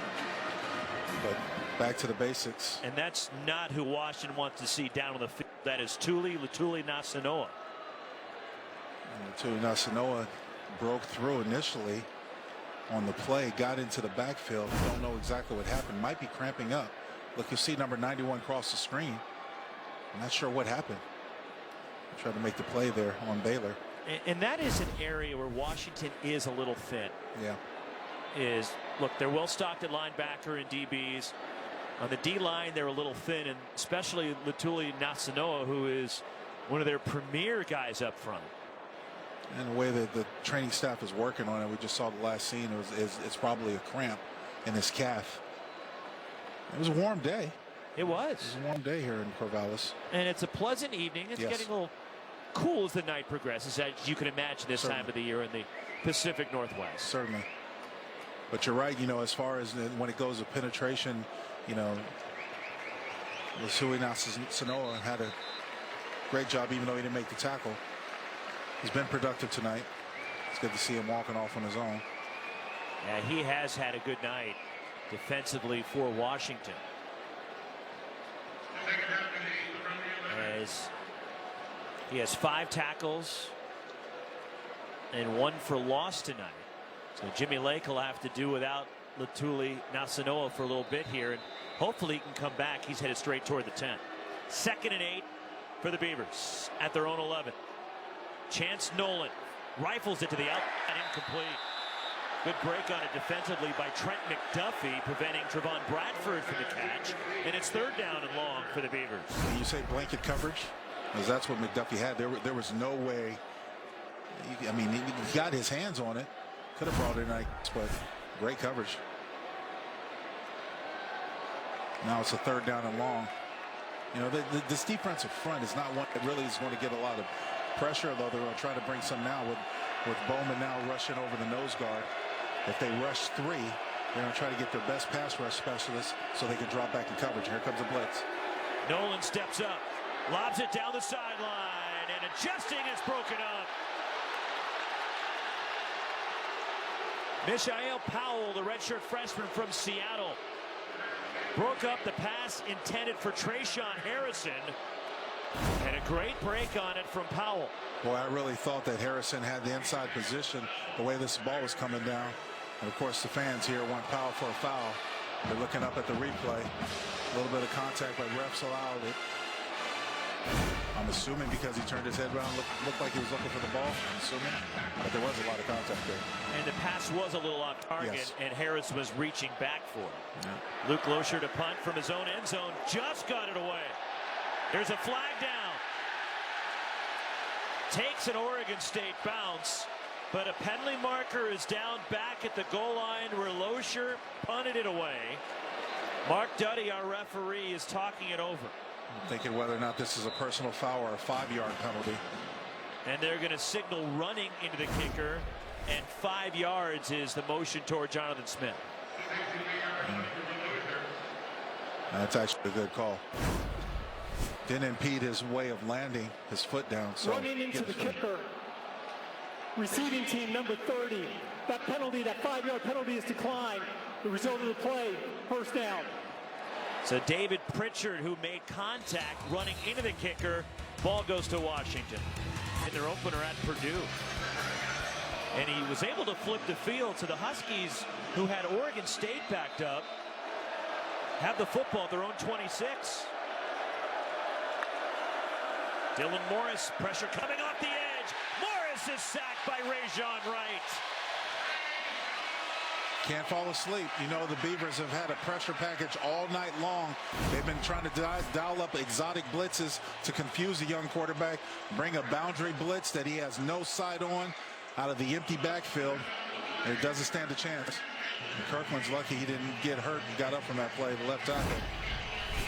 Second sack for the Beavers defense, and Wright, the younger brother of former Oregon State standout and Dallas Cowboys defensive back Nahshon Wright. In motion, Rome Odunze for the Huskies. Pump stepping up. Morris goes down. Keontae Shad collapsing the pocket with the sack. Well, that sack by Wright, that corner blitz, has now got Dylan Morris a little skittish. Had protection. The pocket was pretty strong around him, even though they were coming with an extra guy. Chose to pull it down and try to get yards, but Oregon State's right there to respond. A transfer from Minnesota goes as a sack and a loss of a yard. 3rd and 18 inside the Washington 20-yard line. Beavers are playing the sticks. They're going to play back. Play coverage. Only 3 pressures. Morris moving up, floating it to the outside. Kamari Pleasant spins out of a physical hit from Rajon Wright, and then Pleasant gets near the first down marker. Wow. Looks it's like close. He may have it. Yeah, he may have it. Then moving the sticks. He does. First down, Huskies.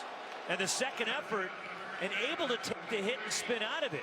And keep his feet in bounds. It was a great effort. Again, another lesson for you defensive backs out there. Wrap up. Because Rajon Wright was right there for the hit. Didn't finish it, and that's why Pleasant got the first down. So the senior gets the first down for the Huskies to the 36. It's just shy of 37. And they'll run it with Pleasant. And very little running room, trying to squeeze forward. Actually gets out to the 40. Ends up being a 4-yard gain before Alton Julian credited with a tackle. No, and another Husky is down. Yeah, he collapsed after that play. Again, I don't know if it's cramps or what happened, or maybe it was the play earlier when someone fell on the back of his leg. Yeah, I was thinking the same thing when you pointed that out earlier. Yeah. So Jackson Kirkland, who was the left tackle for Jimmy Lake, the first team all Pac-12 performer, is up on his feet and heading toward the sideline, but hopefully he's all right. Yeah, hopefully he's all right. He's able to come off on his own accord. Talking about, lineage, he's the son of one of my former teammates, Dean Kirkland, playing some pretty good football. Has a chance at the next level. Has good feet, good size, nice strength. And Dad was an all Pac-10 offensive lineman playing alongside you. And did have some years in the league as well. Dean Kirkland, great guy. 2nd and 6. Odunze in motion. Kamari Pleasant spun down, picks up about 3. Riley Sharp on the tackle, along with Avery Roberts for Oregon State. Expect a little bit of misdirection coming here, because right now the Beavers' eyes are all in the backfield, and that motion that time by Adunze, when he went outside, there was nobody with him, even though it was a man coverage look. 3rd and a long 2, almost 3. There we go. Got a little bit of wildcat. Wildcat with McGrew lined up at quarterback. In motion, Giles Jackson. Through the line, Sean McGrew, big run into Oregon State territory. Finally brought down by Avery Roberts. Well, that misdirection kind of played, in fact, with the jet sweep motion coming in before McGrew. Look how many orange shirts follow him, thinking he's going to give it up. Of course, there's a big hole opens up in the interior part of that offensive line. Good job. 17-yard run for Sean McGrew, the 6th-year senior. And a former California high school Gatorade Player of the Year. Had a couple of touchdowns in each of the last 2 games. And going with Morris split out again, and McGrew at quarterback. McGrew, big hole to the 2nd level. Sean McGrew breaking tackles inside the 10. Trying to stay in bounds. He does. Touchdown Huskies. Classic case of defensive fatigue. You saw how many broken tackles and missed tackles on this drive. Beavers have been out there for a long time, and the Huskies have instilled their will upon the Beavers defense. Take a look. It's just a version of power out of the Wildcat. And look how many times you see Beaver defenders push off.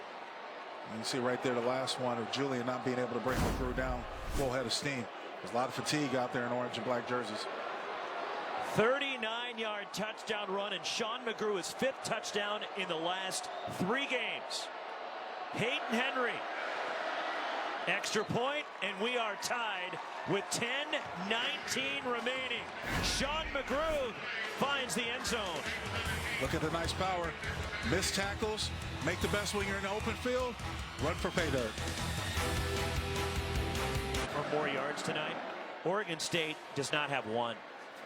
And a deep kickoff from Peyton Henry and out to the 25 for Oregon State. But first we check in our Pac-12 Network studios with Kyle Draper. All right, keeping an eye on this one for you guys. Our studio update brought to you by Land Rover, Arizona State, and UCLA. The Bruins just went on top 17-10, but the Sun Devils answer right back. Jaden Daniels to Ricky Pearsall, 65-yard touchdown. We are all knotted up at 17. Roxy and Lincoln, back to you. Tied at 17 there, Kyle. We're tied at 17 here in Corvallis. From the 25. B.J. Baylor in at running back. Trevon Bradford in motion for Chance Nolan. Play action Nolan. Under pressure. To the outside. Russell down. Lost the football. Picked up by Washington. And streaking toward the end zone and inside the 10. Sam Taimani picks it up for the Huskies. Well, this will be a lesson learned for Chance Nolan. This play was due. It was a fumble by the offense, recovered by the defense. Get the official call. Then the defensive player was down when he hit the ground. It'll be watching ball, 1st and goal. Yeah, Chance Nolan, this play is doomed for the beginning because there's 2 defenders out there, so you're not catching anyone by surprise. Instead of tucking the ball away, he tried to make a play, and of course it turned into a turnover. Ball's still jostling around. Great job of the officials making it, being able to understand it. Trying for the scoop and score was Sam Taimani, but the pressure from Fa'atui Tuitele, the redshirt freshman from Honolulu, was the one who forced the fumble from Nolan. And then Taimani brought it back to make it 1st and goal to 6. And what a turn of events in Corvallis. And now the Huskies looking to take the lead. Yeah, with McGrew back at the Wildcat. He keeps Sean McGrew slamming through the line, driving forward, 2nd effort. He's in. Touchdown, Washington. Now, who exactly was driving forward? Was it McGrew? Does Henry Bainivalu get credit for the touchdown? I was just about to say Bainivalu should get credit because he carried McGrew into the end zone. Watch number 66 comes around on the gun power, looks for a linebacker to boot, says, "Hey, you need a hand? Here, let me pull you along. Here we go." Maybe you saw a video of the bush push. Yeah, well, that's even more than the bush push because he actually landed on McGrew's like. 3rd consecutive game that Sean McGrew has scored 2 touchdowns. Extra point. Peyton Henry and it's 24-17 Washington. Turnover leads to points for the Dogs. It doesn't get much better than this. When you make a sack, fumble, and try to pick it up, big man rumbling, Huskies on top by 2 scores, or a score. After dark, tonight after the last game on Pac-12 Network. Moment presented by Old Trapper Beef Jerky. And there is Sean McGrew, who's had a huge second half for Washington. It doesn't get much better. You count 3 missed tackles on that play. Coming downhill again. You see there's some orange shirts that are trying to pull. But of course, we're talking about the bush push, or in this case, when you pick up your offensive guard, picks you up and carries you to the end zone. Nice night for McGrew, especially out of the Wildcat. 3rd career 100-yard game for Sean McGrew. Just went over 100 yards with his 2nd touchdown run of the night. And we'll see what Oregon State has for an answer here with just over 10 minutes to play. And after they were in front by a touchdown and with the football, things have changed. And now Washington, a couple of touchdowns, and they're up 7 with 10:02 to play. There was a point in the time in this game where Baylor was averaging about averaging 4.5 yards per carry, and Fenwick was at 5 yards a carry. Now that's since receded to just 4 and 4 for both backs, but there was a time where Oregon State was controlling the line of scrimmage. It's all about adjustments. Washington has found a way to make adjustments. They were slanting their line, their defensive line, whether it was to the boundary or field, which was causing a little bit of havoc for the Oregon State blocking assignments, and they were getting some penetration, negating a lot of the things the run game has done. Chance Nolan has not had a great night passing the ball, only completing 5 passes for 31 yards. So a power look with 2 tight ends in the I formation. B.J. Baylor cutting it back, and he get about 4 yards on that carry. And he was hauled down by Sam Taimani.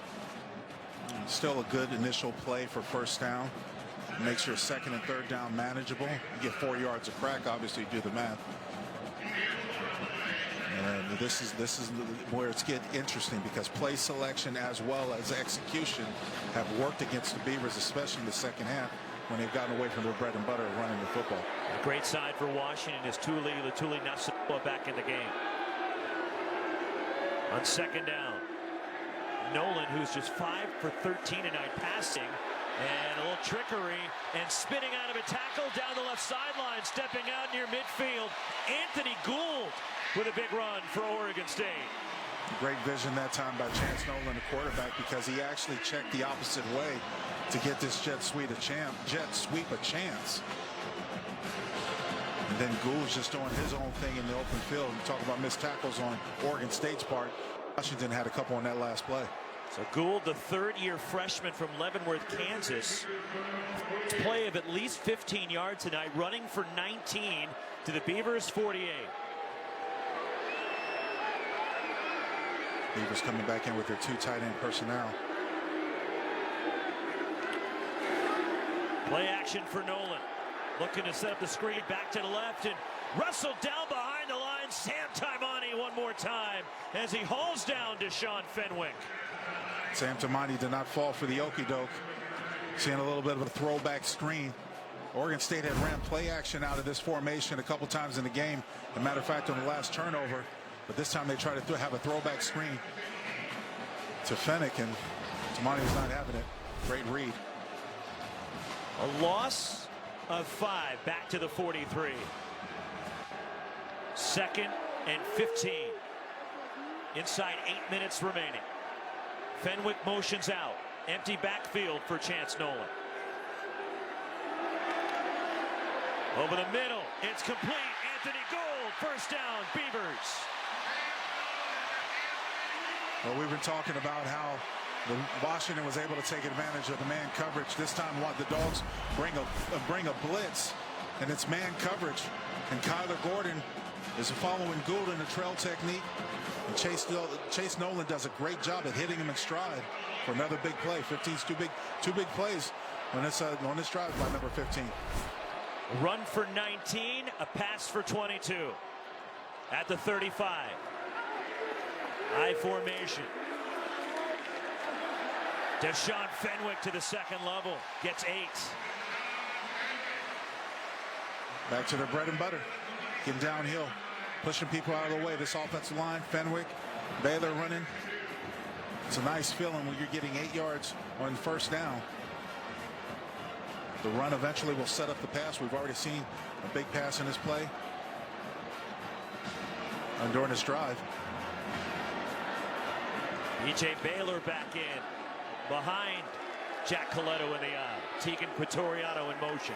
2 tight ends, and they'll run it with Baylor. Slanting right, cuts it back. B.J. Baylor breaking tackles. B.J. Baylor lunging into the end zone. Touchdown, Oregon State. You can't argue with a plan comes together. 2 big backs, too hard to bring down in the open field. This offensive line has done a tremendous job, especially out of 2 tight ends, at blocking the box. Follow Collette up. You see Kyler Gordon. You see the safeties, Alex Cook trying to get involved. Can't bring him down. Just too big, too strong, too fast. They link George Papard's on the phone. He wants his line back. For the extra point, Everett Hayes trying to tie the game with 6:35 remaining. Everett Hayes knocks it through. So the Beavers, who did not have a play, 15 yards or better the entire night prior to that drive, had 3 as they find the end zone. B.J. Baylor brings it in from 27 yards out. I love it when the offensive line blocks the box, as it makes it very hard. You can't bring down a big back with arm tackles. You see McDuffie coming in, but it's too late after Baylor crosses the end zone. Great tandem of running backs between Baylor and Fenwick today. Both averaging almost 5 yards a crack. Baylor, after that last run, is close to 6 yards.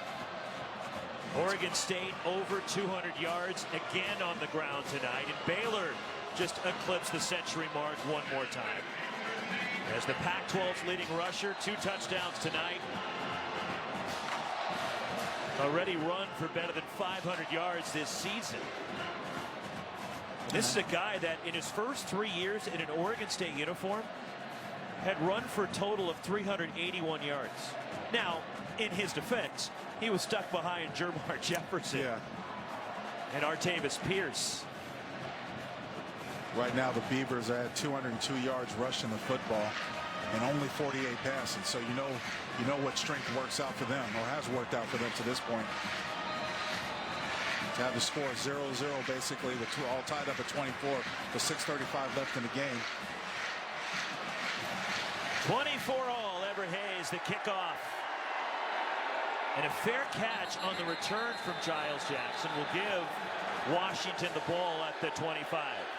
The ball will be placed at the 25. But the last drive, the big play finally became a part of the Beavers offense. They had mentioned that they had not had a big play at night. It started off with the jet sweep to Gould, getting around for plus 15 yards and using his number as a reference point. And then there's the pass, the long pass, beating man coverage, taking advantage of Washington blitzing. And here comes the run to finish it all off. Baylor in the end zone.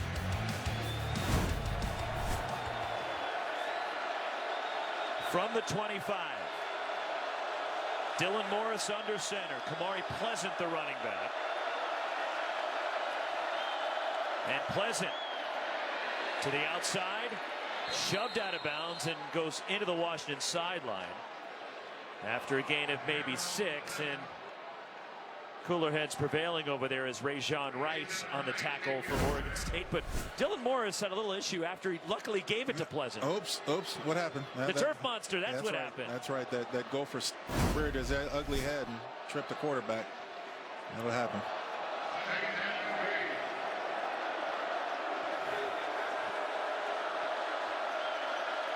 Second down. Checking at the line of scrimmage. And they'll run it with Kamari Pleasant straight ahead, spins. First down, Huskies. And speaking of going back to what works best for you, Pleasant has had a tremendous game. 73 yards on 11 rushes so far, getting downhill in a hurry. You know, McGrew went over the century mark. Pleasant's not too far behind him, and they're talking about yards per average. And Pleasant right now is at 7.1. And 78 yards on the ground for Pleasant. From the 37. And again, a Washington offense that was last in the conference in rushing coming into tonight. Pleasant one more time. And Pleasant across the 40. 5, maybe 6 for Pleasant. You know, we had the conversation with Coach Lake. He was talking about Pleasant's a little slow to get up, might be a little bit winded. You see McGrew going to come and give him a spell. But he was talking about the effort and the sense of urgency to get the run game started and to have it consistent. And Washington right now is pretty balanced. They've got 142 yards on passing the ball, 173 rushing the ball. As opposed to Oregon State, he has 250 yards of total offense, but 202 coming on the ground. And they're running the same play so far all this series. Sean McGrew. And he is chopped down shy of the first down, got 2 before he was leveled by Avery Roberts. Running a little bit of a wham play where the tight end comes to seal the end man at the line of scrimmage, but Oregon State is just slanting into where they're running the football. There's McGrew and the nights he's had and the weeks he's had in the past. Now he didn't play the first 2 games this season, and you go back to last year. So he scored 2 touchdowns in each of the last 4 games in which he has gotten a carry. 3rd and short, and straight ahead. Stood up a yard shy of the first down as McGrew is knocked back. Omar Spates along with Roberts. And it's 4th and 1 for Jimmy Lake and Washington inside 4 minutes to go. Now it looks like they're going to go for it. Offense is staying out there. Huge play in this game. Huge play. 4th and 1 for Washington at their own 46. Don't know if I would have done it. Just way too much time. Here we go. Morris under center. Now they're going back to the play. They had success in the early part of this drive. Pleasant is the running back. Sneak. Morris. Oh, it's awfully close. I don't know Very close. It's going to depend on the mark. Exactly. And the way the side judge is running up for the top of your screen, I think like it's short. Bodies are being pulled off the pile. Trying to spot the ball. 3:18 to go, and each side thinks they accomplished their goal. Depends on the spot. I think you have to measure. It's almost too close to view. Yeah, they're going to measure. Chains will come in from the Oregon State sideline. Here's one more look at it. Quarterback sneak. Look how many orange jerseys are up against it. You see the initial push, but then you see the fight back by Skelton, number 96. He gets into Dylan Morris's chest, and I think that was the point at which he was denied. And Simon Sandberg as well, trying to slant in and close off that hole. All right, here we go. Chain gang. Stretch it out. He's short. Very, very risky. Very risky call. Gutsy call. And keep in mind, a change of possession is automatically getting looked at in the replay booth for the spot. The ruling on the field is that the runner is short of the first down. The previous play is now under replay review. So it is under review. It's a change of possession and a turnover on downs by Washington. And they are checking the spot. And you know what's so hard or difficult in this situation, Roxy, is finding where the football is. Because you can see the quarterback's shoulders, and you assume that it's carried in his stomach or carried close to his stomach, especially with his arms being folded. But you can't tell where the ball is, and you have to go off of the spot. So it's got to be totally conclusive evidence that Morris did get enough for the first down. But, you know, still being on that side of the field, as we take a look at the replay, you know, trying to get a little push. I think the line to gain was a 47. I mean, it's so hard to see where the football is. So there's Morris going in between the center and right guard and trying to lunge forward, and I don't see anything there would overturn the call. Yeah, to overturn it. I agree.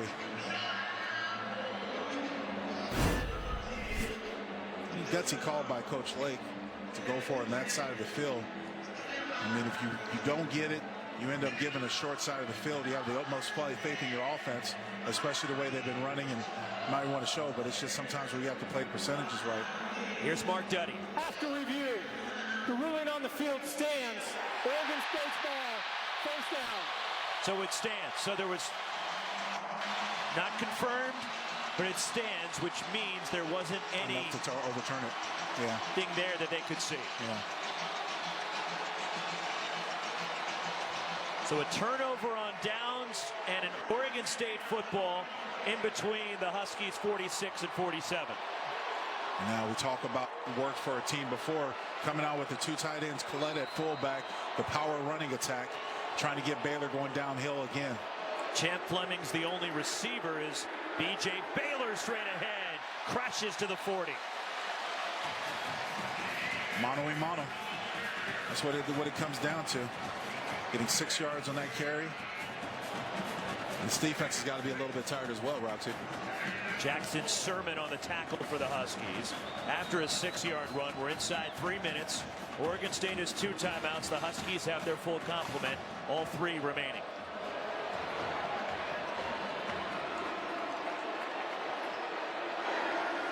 Tegan Quintoriano in motion. The runner with B.J. Baylor. And Baylor hauled down a yard shy of the first down. Sam Taimani, Tuli Latuli Nasanoa on the tackle. We've got another down dog. Slow to get up. And it was Sermon who says he's all right, but still subbing out for NJ Tafisi. You know, this is simply ISO and blast. You have a fullback. You try to isolate him on the inside backer. Everyone else pushes. Now they're doing a little bit of a change formation going out of the gun. Deshaun Fenwick, the running back. And they'll hand it off to Trevon Bradford, cuts it back. Rather, that is Trayshawn Harrison.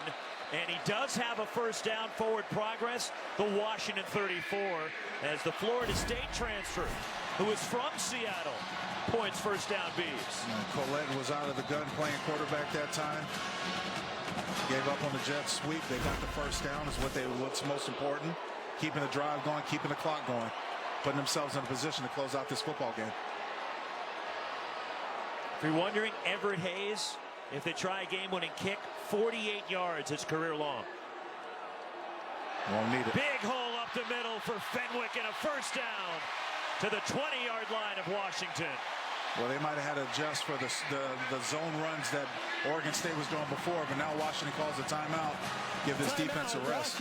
They don't have an answer for this ISO power style of offense with Collette at lead back. 14 yards for Deshaun Fenwick. So from here, it would be a 37, 38-yard field goal. But at this point, Oregon, that's not what Oregon State's thinking about. Nope. Trying to think about the end zone in 6. Yeah, I mean, of course, you come off the field after getting a 14-yard play with just an ISO run. It becomes simple. We're going to try to run it down their throats until they force us to kick it. At the worst, you make them use their timeouts. Make Washington try to conserve clock. Oregon State trying to snap that 9-game losing streak to Washington. And the Beavers looking to go to 4-1 for the first time since 2014. And we build it, the biggest game of the Jonathan Smith era at Oregon State.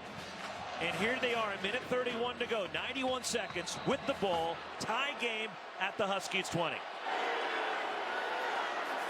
Deshaun Fenwick, the ball carrier. Fenwick inside the 10-yard line. First and goal, Beavers.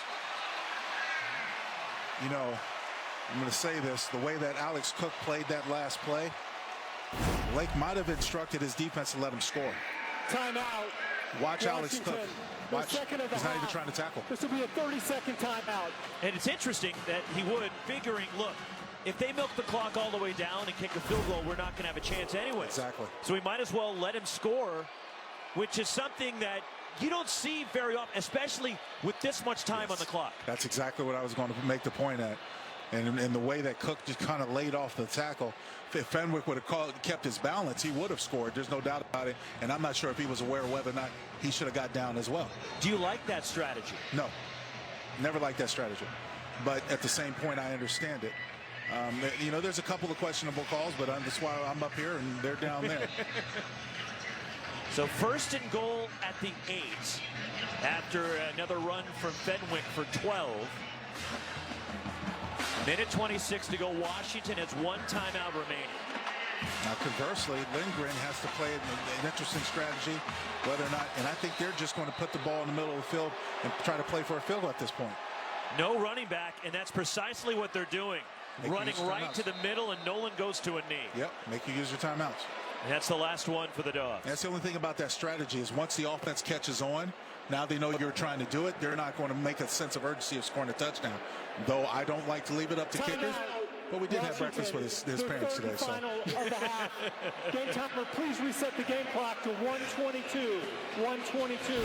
And this is why this game is so critical. Yeah. Because the winner of our tonight has sole possession of the top spot in the Pac-12 North. And with Oregon falling today and a lot of injuries, Thibodeau's suspended because he got hit with targeting calls, suspended for the first half of that next game against Cal.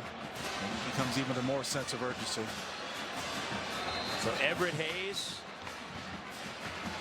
could be the hero tonight for Oregon State.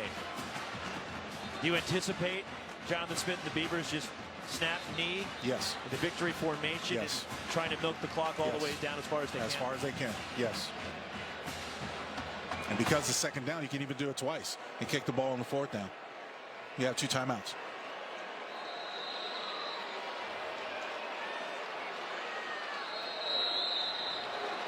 Milk it all the way down, call a timeout. Now, from Oregon State's perspective, is this playing it a little too conservatively in your eyes? See, what I personally never liked this type of conservative. I've never liked it. Go for the touchdown, do your thing, put the pressure on the other side. I understand it. I don't necessarily agree with it, if that makes sense. No, it makes total sense.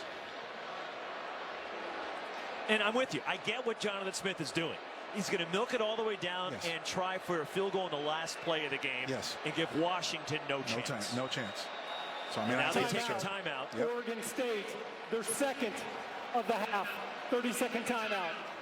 And the big play was that stop on 4th and short near midfield by the Oregon State defense. This was a 3rd down play. That was 3rd down to McGrew, which they had success on earlier, and Oregon State made adjustments, and that time it was just a battle of the wills right there. You see so many orange jerseys pushing back.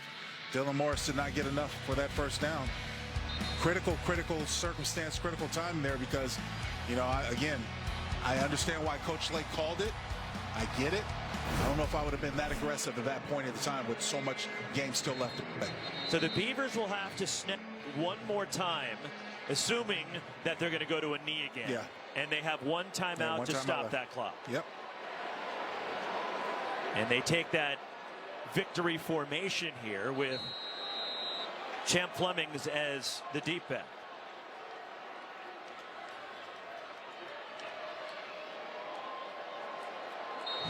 It almost looked like Washington was trying to carry him to the end zone. I was about to say, let him go. Yeah, let him go.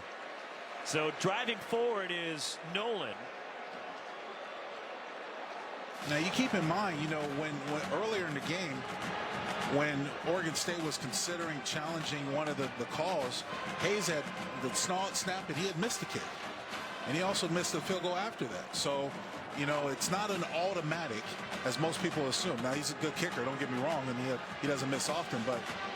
So Hayes from straight on, about a 23-24-yard kick as the timeout with 3 seconds from Oregon State.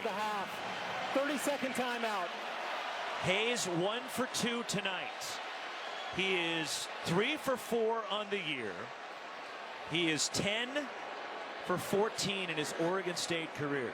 Now that flag can be a little bit misleading because the way the stadium is enclosed, the goalpost flags aren't really moving that much. So I don't really think the wind's going to play much of a choice in this game. He makes this kick, and first time in the history of Oregon State football, they'll be in sole possession of first place of the Pac-12 North. Wow. So since it became the Pac-12 when Colorado and Utah joined, this kick will put Oregon State alone in first place for the first time in program history. And you really have to tip your hat to Coach Smith and his staff and his team because they played sloppy. And I thought the game was going to be concluded after they turned over on the sack fumble when Washington was able to go by an additional touchdown.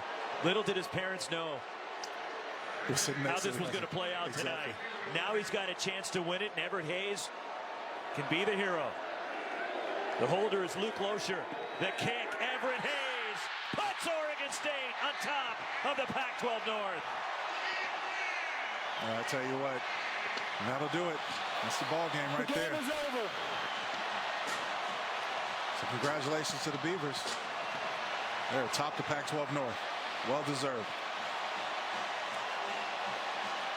27-24. Jonathan Smith at Oregon State and the 9-game losing streak to the Washington Huskies. And for the first time since 2014, Oregon State is 4-1. And here come the students. What a way to be welcome back to class. To have this game, cap it off. The students are going crazy, as they should. It was a hard-fought battle. What a couple of weeks for Oregon State football. Last week they go to the Coliseum and win against the Trojans in LA for the first time in 60 years. And now they're alone in first place of the Pac-12 North for the first time in the history of their program, and they end the 9-game losing streak to the Dogs. And what a part of serendipity. How ironic is that we have the breakfast with the Hayes, the parents of Everett Hayes, at the local restaurant. He becomes the hero. After I explained to him I'm not too fond of kickers. Now how do you think about kickers? I'm still not too fond of kickers. But it is what it is. B.J. Baylor, couple of touchdowns at 111 yards rushing as Oregon State ran for 242 yards in the ball game. They were outgained by Washington, but the defense on both sides came up with some big plays. And the last big play by a defense tonight was Oregon State on that 4th and short. Got the turnover on downs, and then the game-winning kick from Everett Hayes. Turnovers and miscues, but it all came down to heart, because when Oregon State had to make a stand, they did. They gave their ball back to their offense. Offense closed out the football game. Final score in Corvallis. The Beavers 27, Washington 24 for Lincoln Kennedy and our Pac-12 network crew. Roxy Bernstein, so long for Corvallis. We now send you the Pac-12 post-game report.